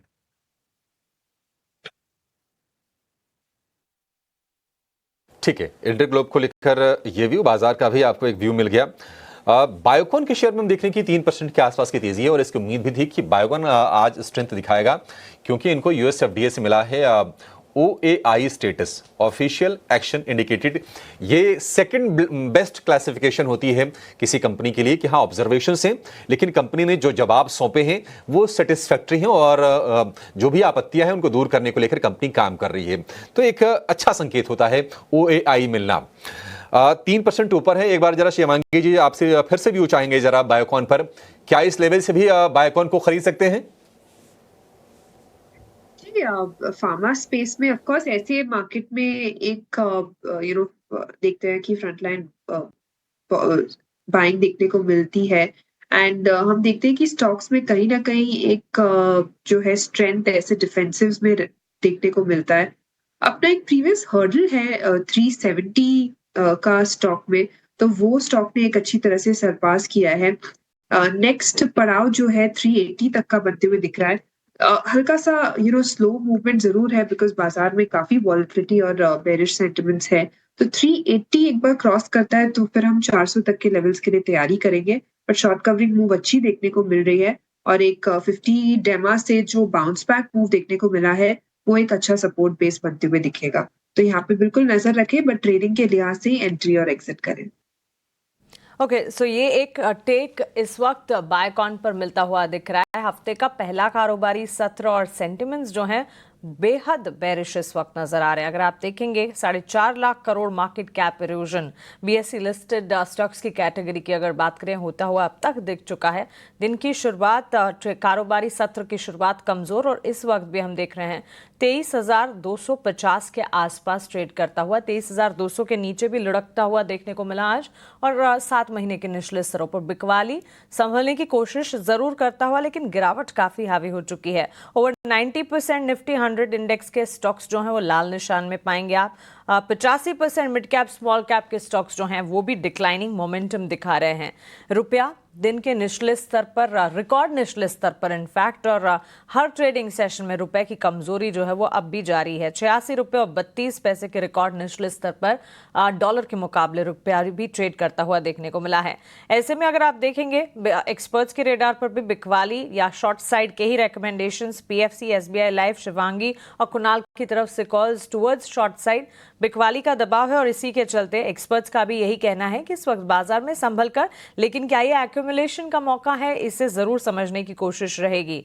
Oil India, Biocon, Divi's lab, Wockhardt, AB capital, हुडको, इंडसइंड बैंक, इंडस टावर्स जैसे काउंटर्स हैं जो कि इस वक्त कुछ सपोर्ट सिस्टम बिल्ड कर रहे हैं। बैंक्स हैं, ONGC है, मारुति और ब्रिटानिया जैसे काउंटर्स हैं जो कि मेजर कंट्रीब्यूटर्स हैं, लेकिन ज्यादातर स्टॉक्स अगर आप देखेंगे लाल निशान के साथ बिकवाली का दबाव। लेकिन चलिए, हमारी पैनल पर एक और एक्सपर्ट प्रशांत सावंत जुड़ गए हैं, उनका स्वागत करते हैं, उनसे उनके ओपनिंग ट्रेड समझते हैं। गुड मॉर्निंग प्रशांत। हफ्ते की शुरुआत वैसे तो अच्छी नहीं, इस वक्त हम देख रहे हैं कमजोरी के साइंस बाजार में, चाहे फिर वो बेंचमार्क हो या ब्रॉडर मार्केट्स हो। आप कैसे रीड कर रहे हैं मार्केट्स को, और स्टॉक स्पेसिफिक ओपनिंग ट्रेड्स आपके क्या होंगे? हफ्ते की शुरुआत मेरे हिसाब से बहुत अच्छी रही, क्योंकि मेरे शॉर्ट पोजीशंस डिप्लॉयड थे, मैंने जस्ट पेयर ऑफ किए। तो मुझे लग रहा है कि अब डायरेक्शन क्या होगा, तो मुझे लग रहा है डायरेक्शन होगा वेट एंड वॉच का। मेरी सलाह होगी जो शॉर्ट थे उनको थोड़ा क्लोजली ट्रेल करके बुक करना चाहिए। क्या इसका मतलब है लॉन्ग जाना चाहिए? बिल्कुल नहीं है, वेट करना चाहिए। हर रोज आपके मार्केट में पोजीशन होना जरूरी नहीं होता है, ये सबसे पहला रूल है मेरे हिसाब से। Right time to wait and watch. और अहम लेवल्स क्या होंगे, तो जैसे मैंने सुबह भी कहा था कि निफ्टी के लिए 23,500 के ऊपर क्लोज होने तक मुझे नहीं लग रहा है कोई हिस्ट्री या जल्दबाजी में लॉन्ग रहना होगा। स्टॉक स्पेसिफिक अगर हम बात करें तो इस लेवल पे मुझे लग रहा है कि एक्यूमुलेट किया जा सकता है एक्सिस बैंक, और अभी ये 1040-45 के बीच में ट्रेड कर रहा है। तो क्लियर स्टॉप लॉस आपका होना चाहिए करीबन 1020 पोजीशन कैश में ही बनानी चाहिए। क्लोजिंग बेसिस स्टॉप लॉस रखिए और एक पुल बैक की तरह इसको प्लान कीजिए। आपका टारगेट 20 दिनों के एवरेज यानी 1085, 1090 ये हो सकता है। ओके, सो एक्सिस बैंक को एक्यूमुलेट करने के बारे में सोच सकते हैं, लेकिन एक और एडवाइस, एक और हिदायत प्रशांत की तरफ से भी आती हुई कि हर सेशन में ज़रूरी नहीं है कि आपको बाजार में उतरना ही है, कोई पोजीशन बनानी ही है। सोच समझकर इस बाजार में, क्योंकि काफ़ी ज़्यादा ट्रिकी मार्केट इस वक्त देखने को मिल रहा है, तो बेहद सोच समझकर आगे बढ़े। Gaurang sir, good morning. बड़ा ही ट्रिकी, बड़ा ही कॉम्प्लिकेटेड बाजार होता जा रहा है, क्योंकि हर दिन अगर देखें एफआईएस की बिकवाली के आंकड़े आते हैं और उसके ठीक बाद बाजार जो है पिछले सेशन से भी ज्यादा बिकवाली दिखाता है। ऐसे में सर स्ट्रैटेजी क्या बनानी है मार्केट पार्टिसिपेंट्स को? एंड आपने ये बात भी सही कही कि ट्रेडिंग का नजरिया इस वक्त जिनका है उन्हें तो काफी ज्यादा महसूस होगा ही कि नुकसान झेल रहे हैं, लेकिन निवेश की तैयारी अगर करनी है तो आपके हिसाब से क्या ये सही समय है? क्योंकि बॉटम को पकड़ना तो बेहद मुश्किल है, लेकिन धीरे धीरे क्या अपना पोर्टफोलियो बांधने की शुरुआत इस कमजोरी में करना चाहिए या नहीं? धन्यवाद मानसी, आपको भी प्रणाम और शुभ प्रभात हमारी तरफ से। तो आपने कहानी का सिर्फ एक ही पहलू बताया कि विदेशी संस्थागत निवेशक बिकवाली कर रहे हैं। शुक्रवार को अगर मेरी याददाश्त ठीक है तो जो मात्रा में विदेशी संस्थागत निवेशकों ने बिकवाली की थी उससे ज्यादा मात्रा में स्थानीय संस्थागतों ने खरीदारी की थी। और ये सिलसिला निरंतर अगर आप देखें तो मेरे ख्याल से 1 अक्टूबर से चलता आ रहा है। हाँ, अगर आप कुल मिलाकर के समीकरण करें तो शायद विदेशी संस्थागत निवेशकों ने बहुत मामूली थोड़ा बहुत ज्यादा बेचा होगा जितना खरीदारी स्थानीय संस्थागत निवेशक ने की है। क्या खरीदारी करने का सही समय है? मानसी, मेरे ख्याल से आपको ना तो समय नापना चाहिए और ना ही ये देखना चाहिए कि मैं क्या दाम पे खरीदता हूँ, क्या ये सही दाम है, क्या ये सही समय है। क्योंकि जब कभी भी आप ये करने लगते हैं तो आप एक बहुत बड़ा सुनहरा मौका जो है मार्केट में निवेश करने का वो चूक जाते हैं। तो मेरी राय ये रहेगी कि आप उतावलापन मत कीजिए, शुरुआत कीजिए, धीरे धीरे करके बढ़ाते जाए अपना निवेश। और ये जो हम नीचे के तरफ के दायरे देख रहे हैं ये मेरे ख्याल से कहीं ना कहीं तो जाकर के थमेगा। अब वो यहाँ थमता है या यहाँ से और 3-4% बाजार नीचे जाता है तब थमता है, ये तो देखने वाली बात है। लेकिन हाँ, मुझे लग रहा है कि अगर आपके पास लंबी अवधि की विचारधारा है और आपके पास निवेश लायक पूंजी है तो मेरे ख्याल से आपको निवेश करना की शुरुआत जो है वो करना चाहिए। Absolutely, thanks for that Gaurang sir. और यस, ये गिरावट का सिलसिला कहीं ना कहीं जाकर तो थमेगा और इस गिरावट पे अपने पोर्टफोलियो को बनाने की कोशिश ज़रूर करनी चाहिए और अपने एपेटाइट, अपनी कैपेसिटी के हिसाब से ही, लेकिन निवेश की शुरुआत ज़रूर करनी चाहिए। बहरहाल आगे बढ़ते हैं और स्टॉक्स जहां पर मोमेंटम है। Shivangi, good morning. Exchange ancillaries पर एक फोकस है। बीएसई लिमिटेड के स्टॉक में हम देख रहे हैं कमज़ोर बाजार में भी आज करीब 1.5% की मजबूती के साथ ये स्टॉक ट्रेड करता हुआ। हिस्ट्री रही है, अच्छा खासा एक्शन स्टॉक में हम देखते ही हैं। पिछले दिनों कुछ गिरावट, और वो गिरावट in fact entry point, entry opportunity ही दे गई बीएसई लिमिटेड के लिए, लेकिन इस वक्त की मजबूती पर आप क्या कहेंगी? BSE one of the strongest counters रहा है मानसी, और पिछले 20 महीनों में कोई भी छोटे डिक्लाइंस में हमने देखा है कि ये खरीदारी की तरफ कन्वर्ट हुआ है। बीच में एक कंसोलिडेशन देखने को मिला था, पर ओवरऑल बुल्स जो है वो पूरे एक्टिव रहे इस स्टॉक में। अभी फिलहाल एक 50 डेमा से एक रिट्रेसमेंट देखने को मिल रहा है, एग्जैक्टली एक अच्छे लेवल्स पे। रिस्क रिवॉर्ड भी काफी फेवरेबल है इन जोन्स पे।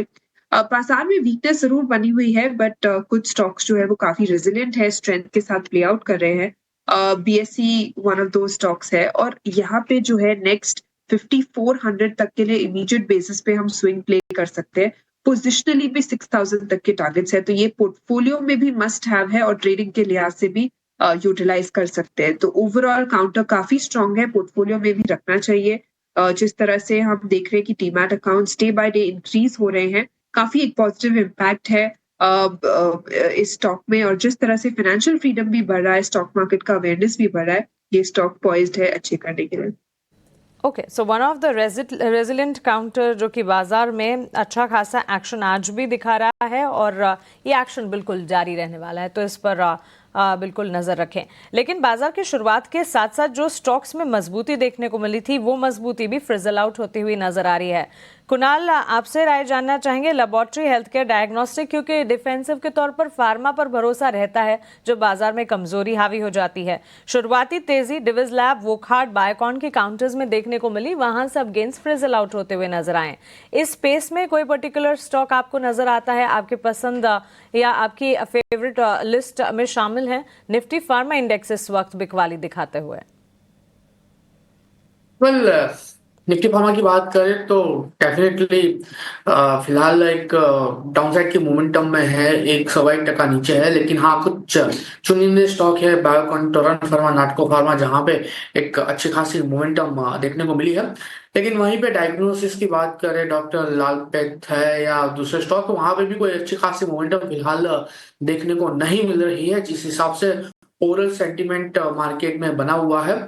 तो मैं यही कहूंगा कि अगर जैसे शिवांगी ने कहा बायोकॉन अच्छा लग रहा है, ठीक है, आप उसके ऊपर फोकस करके चलिए, स्टॉक स्पेसिफिक अप्रोच रखिए।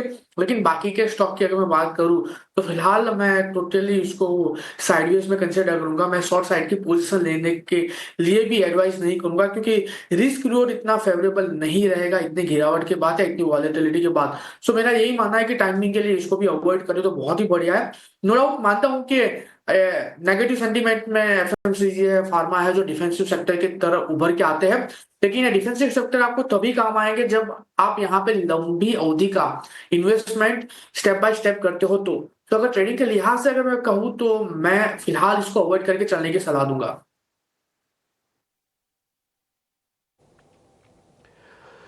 ठीक है। देखो, मार्केट के अंदर जो है रिकवरी आनी चाहिए थी वो तो थोड़ी एब्सेंट है, बट फॉल एक्सटेंशन वो भी एब्सेंट है। वो भी अच्छी चीज़ है कि बाज़ार अपने गैप डाउन के बाद कोई बड़ा कट अभी तो नहीं मार रहा। देखते हैं, अभी थोड़ा और समय दीजिए। जैसे मैंने आपको शुरुआत में भी कहा था कि इंडिया विक्स अभी 16 के आसपास चल रहा है। मेरे को लगता नहीं कि वो 17 आएगा, मेरे को लगता है 16, 16.5 के आसपास एक मस्ट वाली रिकवरी चाहिए।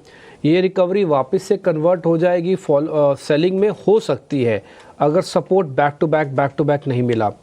फिलहाल एक बहुत सख्त ज़रूरत है इस समय मार्केट को रिकवरी की। और ध्यान रखिएगा, ये रिकवरी इसलिए नहीं आ रही है कि बाज़ार गिरने से रुक रहा है, ये रिकवरी इसलिए भी आ रही है कि इसमें से बहुत सारे लोगों को एग्ज़िट भी करना है।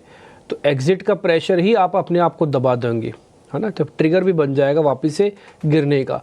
लेकिन पहले चले तो सही, फिर गिरेगा। हाँ, तो फिर देखेंगे तब की तब जो भी होगा सो होगा। फिलहाल के लिए जैसे आपको गौरांग सर ने बताया कि ना टाइमिंग करो मार्केट के अंदर, ना भावों की कैलकुलेशंस में जाओ बहुत ज़्यादा। सिर्फ ये चीज़ समझो कि कंपनी कौन सी अच्छी है, बिजनेस कितना अच्छा है, ग्रोथ कितनी उसमें आ सकती है, और धीरे धीरे करके उसको पोर्टफोलियो में अपने वित्तीय अनुशासन, फाइनेंशियल डिसिप्लिन के अकॉर्डिंग कुछ ना कुछ करो। मेरे पास नया खरीदने के लिए मैं क्वेश्चंस तो नहीं पूछूंगा, लेकिन जिनके पास पुराना माल पड़ा हुआ है मैं उनसे ज़रा उनके लिए पता कर लेता हूँ। प्रशांत, कुणाल जी और शिवांगी, आप तीनों ज़रा तैयार रहिएगा। हम स्टॉक एक्सप्रेस की कर रहे हैं शुरुआत, और इसमें से कुछ एक क्वेश्चंस मैं पूछूंगा। आप मेरे को ये बताना कि इनके बॉटम्स कहाँ पर हैं, ठीक है ना, सिर्फ बॉटम्स बताना आप। हम बॉटम्स के हिसाब से खेलते हैं अब हम। चलिए पहले आते हैं इंडसइंड बैंक पे। प्रशांत जी, मैंने सुबह सुबह आपसे पूछा था इंडसइंड बैंक, आपने कहा सबसे ज़्यादा गिरने वाले बैंक में से है, शायद रुक सकता है। मैंने थोड़े डेली चार्ट्स पे डाला, मेरे को भी लग रहा है कि रुकना चाहिए यहाँ पे। एक बार आपकी रिकमेंडेशन, इसका बॉटम कहाँ पर है, इससे ज़्यादा नीचे नहीं जाना चाहिए जब। डीपी जी, जैसे सुबह ओपनिंग के पहले मैंने कहा था 925, 925 इस स्टॉक के लिए मेक और ब्रेक लेवल है, तो यही आपका एक clear cut closing basis stop loss होना चाहिए। और जैसे मैंने सुबह भी कहा था कि हम इस सपोर्ट के नजदीक है, तो शॉर्ट्स है तो आप ट्रेल कीजिए। तो मेरे हिसाब से वो सलाह जिनके शॉर्ट पोजीशन होंगे उनको डेफिनेटली काम आई होगी, और करीबन 935-40 पे आप शॉर्ट्स बुक करके बाहर आए होंगे। अब मेरे हिसाब से कोई पोजीशन फ्रेश इस लेवल पे नहीं होनी चाहिए। ठीक है, अब आप एक दूसरा शेयर और चेक करो सर, LIC हाउसिंग फाइनेंस, इसका बॉटम कहाँ पर है?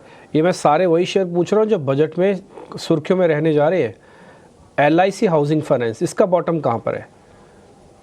तो डिम्पी जी, इस स्टॉक के लिए 535 540 बहुत ही अहम लेवल है। दूसरी बात, इसमें जब पिक वाली आई है वो राइजिंग वॉल्यूम्स के साथ आई है, तो यहाँ थोड़ा कॉशियस लेने की सलाह होगी। 540 अगर ब्रेक होता है तो इसमें और वीकनेस आ सकता है। तो मुझे लग रहा है कि अभी अगर किसके पास शॉर्ट पोजीशन है, 555 आपका ट्रेलिंग स्टॉप लॉस होना चाहिए, और जो होल्ड कर रहे हैं ऑन पोर्टफोलियो बेसिस 540 के नीचे क्लोज हो, मेरे हिसाब से एक बार एग्जिट करना बेहतर होगा। ठीक है, गुराग भाई आप जाना चाहते हैं? दिव्य भाई, अगर मुझे आप इजाजत दें, अगर आपसे अनुमति है तो मेरा एक दूसरा शो है, क्षमा चाहता हूँ, लेकिन अगर आपको एक दो प्रश्न पूछता है तो मैं 2-3 मिनट तक अनुमति की कोई बात ही नहीं है। नहीं सर, अनुमति की कोई बात नहीं है, प्लीज़ आप अपना टाइम लीजिए सर, 1-2 मिनट अपने थोड़ा सांस भी लीजिए, फिर आपको फिर से बोलना है, फिर से गाइड करना है, तो इसलिए कोई बात नहीं। Please, thank you very much, आपने आज हमारे लिए समय निकाला, अच्छा लगता है आपसे बातचीत करके। Thank you very much sir, time देने के लिए। अब मेरे साथ 3 टेक्निकल एनालिस्ट, जैसे मैंने कहा कि हम बॉटम ढूंढ रहे हैं, तो हमने इंडसइंड बैंक का बॉटम ढूंढा अभी नियरली, और साथ ही साथ LIC हाउसिंग का। मैं 2 बॉटम और ढूंढूंगा शेयर्स के जो आपको बजट के अंदर कहीं ना कहीं सुनेंगे, तो आप पहले से चेक करो ना कि लेवल्स अच्छे हैं कि नहीं है, इससे नीचे जाएगा नहीं जाएगा टाइप करके। हाँ, उसमें एक एशियन पेंट है। शिवांगी, एक बार जरा एशियन पेंट का बॉटम चेक करोगे आप, इससे ज़्यादा नीचे नहीं जाएगा, अभी आपकी कैलकुलेशंस ये कहती हैं। वो लेवल कौन सा है एशियन पेंट्स में? एशियन पेंट एक ब्रूस्ड ब्लू चिप रहा है, और लगातार हम देख रहे हैं पिछले लगभग आप अगर देखो 4 महीनों से यहाँ पे गिरावट देखने को मिली है, और प्रेशर जो है वो बना हुआ है। अपने एक इमीडिएट सपोर्ट जोन्स को भी काफी बेरहमी से ये तोड़ा है स्टॉक ने, तो बिल्कुल यहाँ पे और ज्यादा वीकनेस जो है वो थोड़े बहुत बनते हुए दिख रहे हैं। हालांकि इतने गिरावट के बाद थोड़ी बहुत कंसोलिडेशन हम एक्सपेक्ट कर सकते हैं, बट रिकवरी की कोई साइंस नहीं है फिलहाल। और नेक्स्ट जो सपोर्ट के तौर पे हम देखें तो 2200 तक का एक लेवल है, वो एक मेक और ब्रेक जोन बनते हुए दिखेगा। 2200 पे थोड़ी बहुत बाइंग देखनी चाहिए और स्टेबिलिटी देखनी चाहिए, तो ये एक लेवल रहेगा इम्पोर्टेंट वेट एंड वॉच के लिए। ठीक है, अब आपको एक दूसरा शेयर भी और भी चेक करना है, जरा वो भी आप चेक कर लीजिएगा, वो है IRCTC। इसका बॉटम कहाँ पे बनेगा, या इसका इससे नीचे नहीं जाएगा आपको जो लगता हो? IRCTC, शिवांगी जी, इस क्वार्टर में काफी एक सीजनैलिटी वाइज अगर हम देखें तो IRCTC के स्टॉक्स हो गए, या रेलवे के रिलेटेड स्टॉक्स हो गए, या फिर PSE सेक्टर के स्टॉक्स हो गए, काफी एक्शन इनमें देखने को मिलता है बजट के चलते।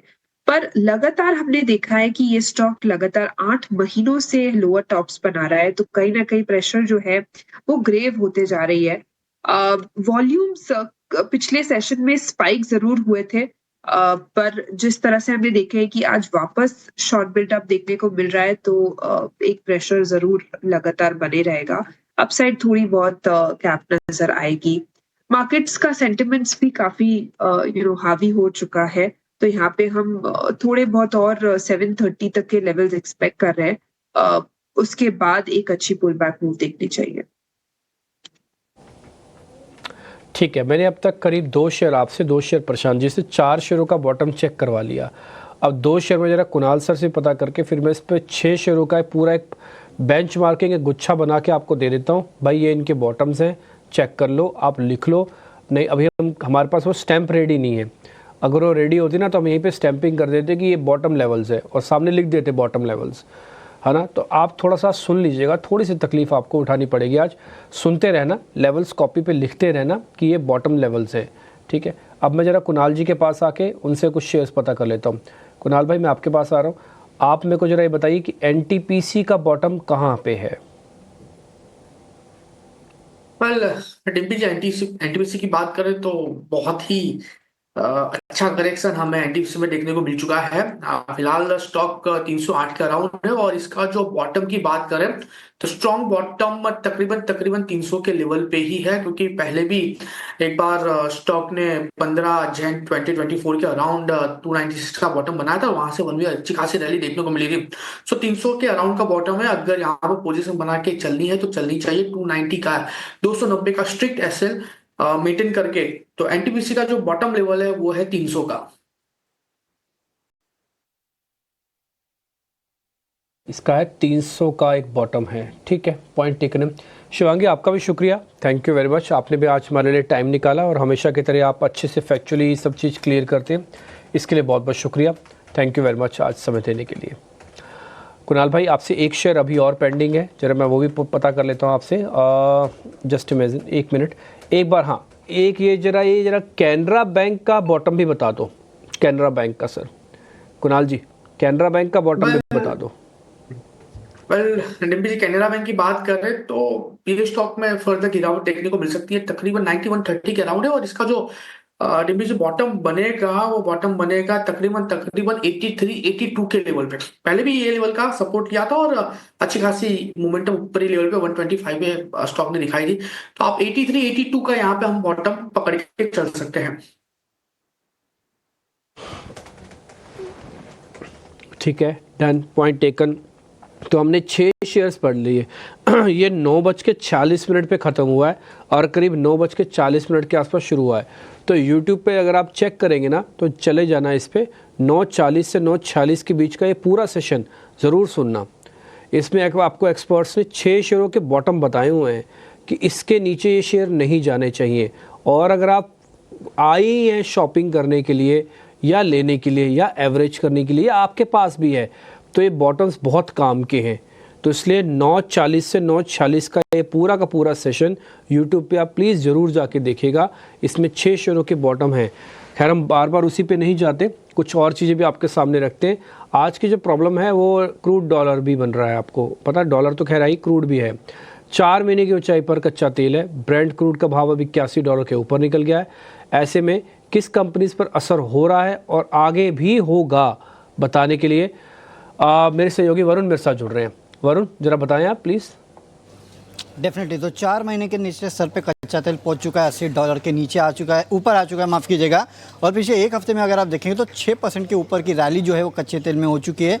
पिछले एक महीने में करीब 9% के आसपास की रैली जो है वो कच्चा तेल कर चुका है। अब इसके काफ़ी सारे कारण हैं। देखिए, एक तो वैसे भी अगर देखेंगे तो सर्दियों के मौसम में यूरोप यूएस में कच्चे तेल की डिमांड जो है, नेचुरल गैस की डिमांड बढ़ती है, तो उसका थोड़ा बहुत इम्पैक्ट देखने मिलता है। लेकिन बड़ा रीज़न इस बार जो है वो जियोपॉलिटिकल टेंशन है, और रशिया और यूएस के बीच में जो जियोपॉलिटिकल टेंशन है उसका इम्पैक्ट कच्चे तेल पे देखने मिल रहा है, क्योंकि माना ये जा रहा है कि यूएस जो है वो रशिया के कुछ टैंकर्स पे प्रतिबंध लगा सकता है। और ये एक बड़ी चीज़ है, क्योंकि देखिए नो डाउट इसका इम्पैक्ट ग्लोबली कच्चे तेल पे पड़ रहा है, लेकिन इंडिया जो है वो वैसे भी अगर आप देखेंगे तो इंपोर्ट करता है कच्चा तेल, और रशिया से भी हम इंपोर्ट करते हैं, और एशिया की बाकी कंट्रीज जो है वो भी करती है। तो इसका इम्पैक्ट जो है वो दरअसल कच्चे तेल पे देखने मिल रहा है। इसके लिए कच्चे तेल का भाव इस तरह से तेज़ी में आपको देखने मिल रहा है। अब वैसे तो देखिए कच्चे तेल का बढ़ने का इम्पैक्ट जो है स्टॉक्स पे, सेक्टर्स पे पड़ता है, लेकिन इकोनॉमी पे भी पड़ता है। कुछ रिपोर्ट्स अगर आप देखेंगे तो $10 भी अगर कच्चा तेल बढ़ जाता है तो इसका इम्पैक्ट आपके करंट अकाउंट डेफिसिट पे करीब 0.55% के आसपास होता है, और CPI पे करीब 0.3% के आसपास होता है। ये इसलिए क्योंकि हम कच्चा तेल इंपोर्ट करते हैं। इसका इम्पैक्ट जो है फॉरेक्स रिजर्व और रुपये पे भी होता है। सेक्टर वाइज OMCs के लिए नेगेटिव है, क्योंकि कच्चा तेल का दाम बढ़ेगा तो इनको अपने दाम बढ़ाने पड़ेंगे, नहीं बढ़ाए तो मार्केटिंग मार्जिन हिट होंगे, और अगर 0.5 रुपये पर लीटर के आसपास भी फ्यूल मार्जिन चेंज होते तो इनके एबिटा पे करीब 7 से 11% के आसपास का इम्पैक्ट होता है।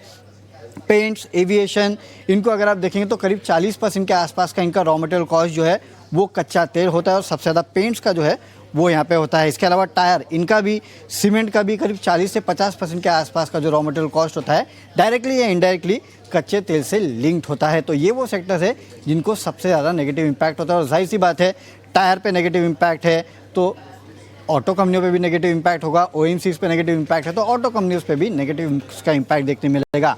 पॉजिटिव जो ऑयल एक्सप्लोरेशन कंपनीज है, यानी कि जो अपस्ट्रीम कंपनीज है, उनको एक पॉजिटिव इम्पैक्ट होता है, खासकर ONGC, oil India, Vedanta, HOEC, Reliance, ये तमाम वो अपस्ट्रीम कंपनीज है जो कच्चे तेल की एक्सप्लोरेशन में काम करते हैं, प्रोडक्शन में काम करते हैं, तो उनके लिए फ़ायदा होता है जब कच्चे तेल का दाम बढ़ता है। लेकिन बाकी अगर आप देखेंगे तो नेगेटिव इम्पैक्ट ज़्यादा है सेक्टर्स, स्टॉक्स छोड़ के।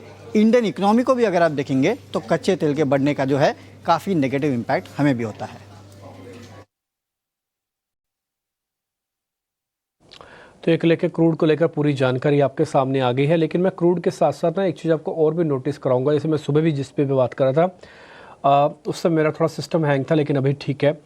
आप ना यूएस बॉन्ड यील्ड्स को ज़रूर चेक करना। सुबह भी हमने आपको नोटिस कराया था, जब 5 के लेवल्स भी आपको अभिषेक जी ने बता दिए थे। वो जो 5 के लेवल्स लगे थे वो लगे थे अक्टूबर 2023 में, ठीक है। एक बार ज़रा मेरा चार्ट दिखा सकते हैं आप, एक बार ज़रा मेरा चार्ट दिखाइए। अब यूएस बॉन्ड यील्ड्स पे एक बार मैं पॉइंट ले लेता हूँ, उसके बाद फिर हम 2-4 शेयर्स ले लेंगे, क्योंकि बैंक निफ्टी के अंदर जो गिरावट आ रही है ना, उसका बॉन्ड यील्ड से बहुत बड़ा कनेक्शन होता है और ये सब के सब एक दूसरे से इंटरकनेक्टेड है। मैं इकोनॉमिक में मैंने मास्टर्स किया हुआ है, तो इसलिए मैं थोड़ा सा बता पा रहा हूँ। ये आपस में इतने माहीन कनेक्टेड हैं कि आप एक छिरा पकड़ेंगे, दूसरा छिरा अपने आप हिलने लग जाएगा। अगर आप क्रूड को थोड़ा भी इधर उधर करेंगे तो करेंसी को थोड़ा इधर उधर करेंगे तो क्रूड, और ये एफआईज का रोल भी ना करेंसी की वैल्यूएशन से बहुत इंपॉर्टेंट हो जाता है। Weakness of a currency already आपके पास है, एफआईज क्यों आपके पास अभी आएगा। अब आप देखो, ये बॉन्ड यील्ड्स में आपको दिखा रहा हूँ, ये बॉन्ड यील्ड्स का टिपिकली ब्रेकआउट है, ठीक है, और स्लांटिंग ब्रेकआउट है, यानी कि जो पिछली बार हमने हाई बनाया था, हम उसके हाई को टेस्ट करने के लिए अगर चले जाते हैं तो अभी भी 0.3% के चांसेस हैं कि हम थोड़ा और ऊपर आ सकते हैं। टिल जब तक ये बॉन्ड यील्ड 5 को रीटेस्ट करके फेलियर नहीं होती, तब तक ये खतरा पूरी तरह से टलेगा नहीं। तो आप एक काम करना, यूएस की बॉन्ड यील्ड्स को भी ना रोज़ की अपनी रूटीन एक्सरसाइज में डाल लो चेक करने के लिए। हमने भी डाल दिया, हम डेली आपको चार्ट दिखा दिया करेंगे। ये जो मैंने डॉट डॉट करके एक लक्ष्मण रेखा से खींची है ना आपके सामने, अब जब तक हम इसके नीचे नहीं आते या इसको टच नहीं करते, तब तक बाज़ार के अंदर कोई बड़ा पुल बैक नहीं आएगा।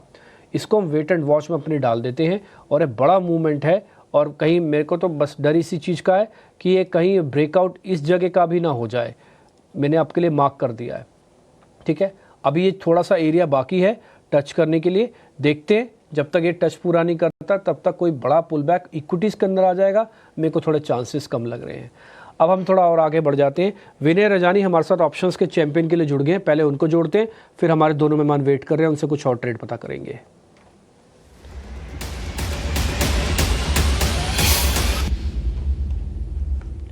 विनय भाई नमस्ते, क्या पूछें और क्या ना छोड़ें, क्या पूछ दें, मतलब समझ ही नहीं आ रहा है यार, कैसे करें बात। आप ही बताइए सर, कैसे ऑप्शंस का ट्रेड है। पुटें ली नहीं जा सकती क्योंकि बाजार इतना टूट गया, कॉलें लेने की हिम्मत ही नहीं है। जी गुड मॉर्निंग। तो डेफिनेटली यही हाल है, और काफी सारे स्टॉक्स में अच्छा खासा सेल ऑफ आ चुका है, और खास करके आज की जो गैप डाउन ओपनिंग हुई है उसके बाद भी रिस्क रिवॉर्ड लेना पुट साइड पे भी या मंदी की साइड पे भी थोड़ा रिस्की ज्यादा हो जाता है। लेकिन यहाँ पे ट्रेंड के अगेंस्ट में जाके कॉल लेना भी काफी रिस्की हो सकता है। अभी एफएमसीजी सेक्टर रिलेटिवली स्ट्रॉन्ग जा रहा है, तो हम कॉल लेंगे तो ऐसा भी हो सकता है कि वापस से वो ठंडे पड़ जाए। तो बेटर ये है कि जो ओवरऑल मार्केट का ट्रेंड है उसी की साइड पे ट्रेड लें, और जो स्टॉक्स ने रिलेटिवली अभी तक इतने गिरे नहीं है, वो लास्ट में ऐसा होता है कि जब मंदी सस्टेन हो जाती है तो जो स्टॉक्स अभी तक स्ट्रॉन्ग रह चुके थे उसमें भी फिर सेलिंग आती है because of the panic in the market. तो उसी में से एक स्टॉक मैंने आज के लिए सेशन में चुना है, वो आईसीआईसीआई बैंक है।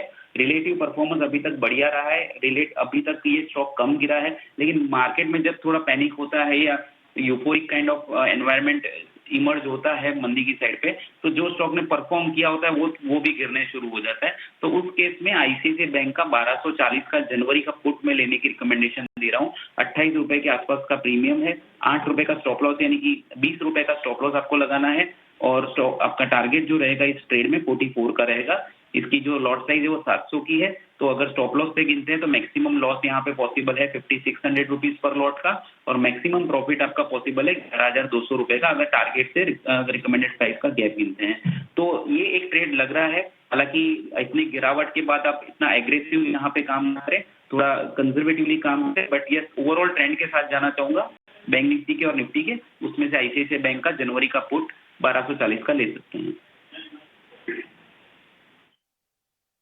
सर आप देखिए, समझदार एनालिस्ट की यही पहचान होती है, खुद ही अपने आप में बता देता है कि देखिए पहले से बहुत टूटा हुआ है, इसलिए एग्रेसिव होकर मत जाना।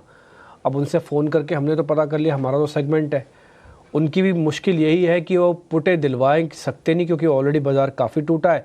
कॉलें खरीदने का दम नहीं है, क्योंकि वो ट्रेंड के अगेंस्ट है, तो आप नियम के अगेंस्ट नहीं जा सकते। तो इसलिए समझदार एनालिस्ट होने के नाते उन्होंने ये तो बता दिया कि ये वीक है, लेकिन ये भी बता दिया कि ज़्यादा एग्रेशन के साथ इस पुट में काम मत करना, हल्के हाथ से काम करना है तो ठीक है, नहीं करना तो सिर्फ जान के रखो, पता भी करके रखो। 28 रुपये में आपको एक मिल जाएगी, 12.40 की पुट है ये ICICI बैंक की, 44 रुपये टारगेट, ऑलमोस्ट डबल हो जाएगा और 20 रुपये का है। रिस्क वार्ड कैलकुलेटेड अच्छा है, 5 और 11 का लॉस बनेगा एक लॉट का। हाँ, तो इसलिए पर लॉट अगर 10,000 पे हेर फेर ऊपर नीचे हो सकता है, या आपकी कैपेसिटी है, तो इस ऑप्शन से ट्रेड के अंदर आइए। बट मैं फिर से बोलूँगा, थोड़ा हल्के हाथ से काम कीजिए, मुश्किल का समय है, पुटें खरीदी नहीं जाएंगी, कॉलें खरीदी नहीं जाएंगी, इस समय मुश्किल हो रही है। ठीक है जी, कोई बात नहीं, आप एक व्यू पॉइंट के साथ आगे बढ़ सकते हैं। खैर, मेरे सहयोगियों के पास भी काफ़ी सारे क्वेश्चंस हैं, वो इस कार्यक्रम को और आगे बढ़ा रहे हैं। डिम्पी, ये बैंकिंग वाली चीज़ को थोड़ा आगे बढ़ा देते हैं। ICICI बैंक की तो पुट खरीदने की सलाह दे दी है विनय ने, लेकिन HDFC बैंक इस वक्त दिन के निचले स्तर पर है, करीब 2% के आसपास की गिरावट है, और लोगों को बाकायदा वो लेवल याद हो गए होंगे। मतलब काफ़ी लंबे समय तक 1600 सवा 1600 की रेंज में HDFC बैंक फंसा रहा। उसके बाद हमने देखा कि 1880 रुपये तक भाव गया, और ऐसा 2 बार हो चुका है कि 1600 रुपये के आसपास फिर से वहाँ से घूम के आया, फिर से रिबाउंड किया शेयर। ये सवा 1600 रुपये का भाव फिर से स्क्रीन पर दिख रहा है। शिवांगी, क्या कॉन्ट्रा बाय करनी है, या फिर इसमें आपको पुट खरीदने में या फिर ऑप्शंस के जरिए कुछ मंदी की रणनीति बनाने में आपको ज्यादा बेहतर मौका दिख रहा है?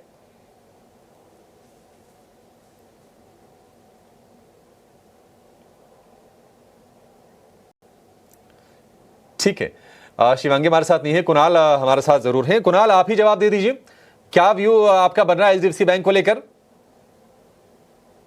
अभिषेक जी, HDFC बैंक की बात करें तो जिस हिसाब से फिलहाल स्टॉक ट्रेड कर रहा है, एक अच्छी खासी गिरावट हमें HDFC बैंक में रिसेंट डेज में देखने को मिली है, एंड लाइकली चांसेस ये गिरावट फर्दर एक्सटेंड हो सकती है, और 1580 तक के लेवल ये स्टॉक हमें दिखा सकता है। एंड पहले भी 1580 के अराउंड का सपोर्ट लेके स्टॉक ने अच्छी खासी मोमेंटम हमें दिखाई थी। तो मेरा मानना है कि टाइमिंग के लिए ये स्टॉक में ना ही शॉर्ट पोजीशन बना के चल सकते हैं, ना ही लॉन्ग पोजीशन फिलहाल बना के चल सकते हैं।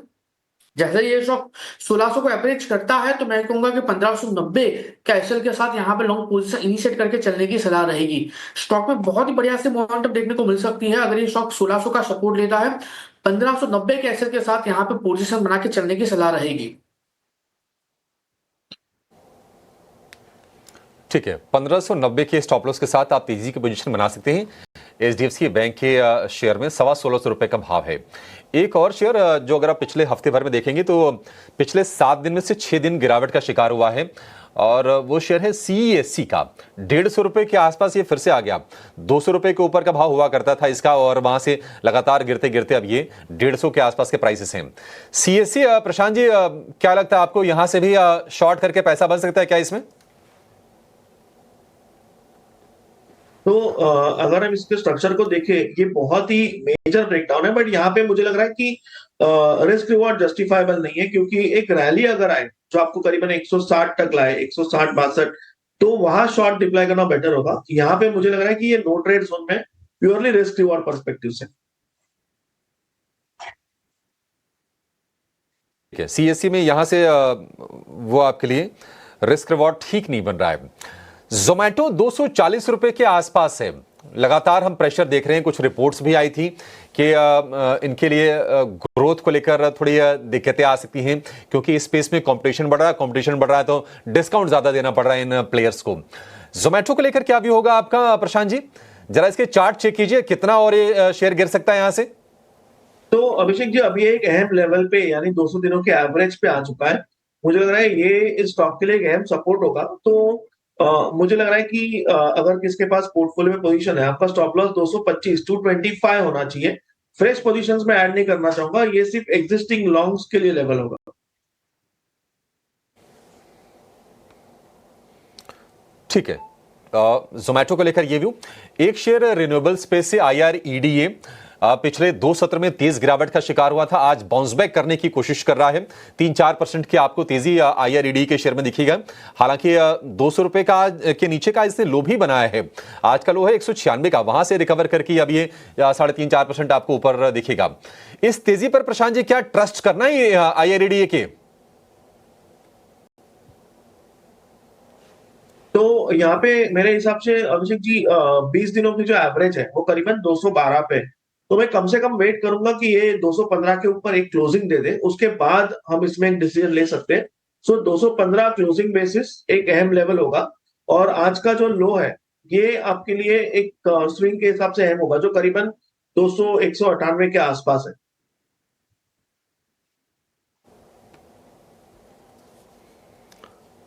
ठीक है, इरडा को लेकर ये व्यू। कुणाल जी, एक और शेयर ऐसा ही है जो कि लगातार गिरावट का शिकार हुआ है, आज वो भी थोड़ी सी रिकवरी दिखा रहा है, वो है एबी कैपिटल। हमने देखा था 240-45 के रुपए के आसपास के भाव थी, अब पौने 200 रुपए के नीचे का शेयर है, आज तेजी दिख रही है। एबी कैपिटल क्या तेजी करे या फिर अभी आपको भरोसा नहीं है इस पर?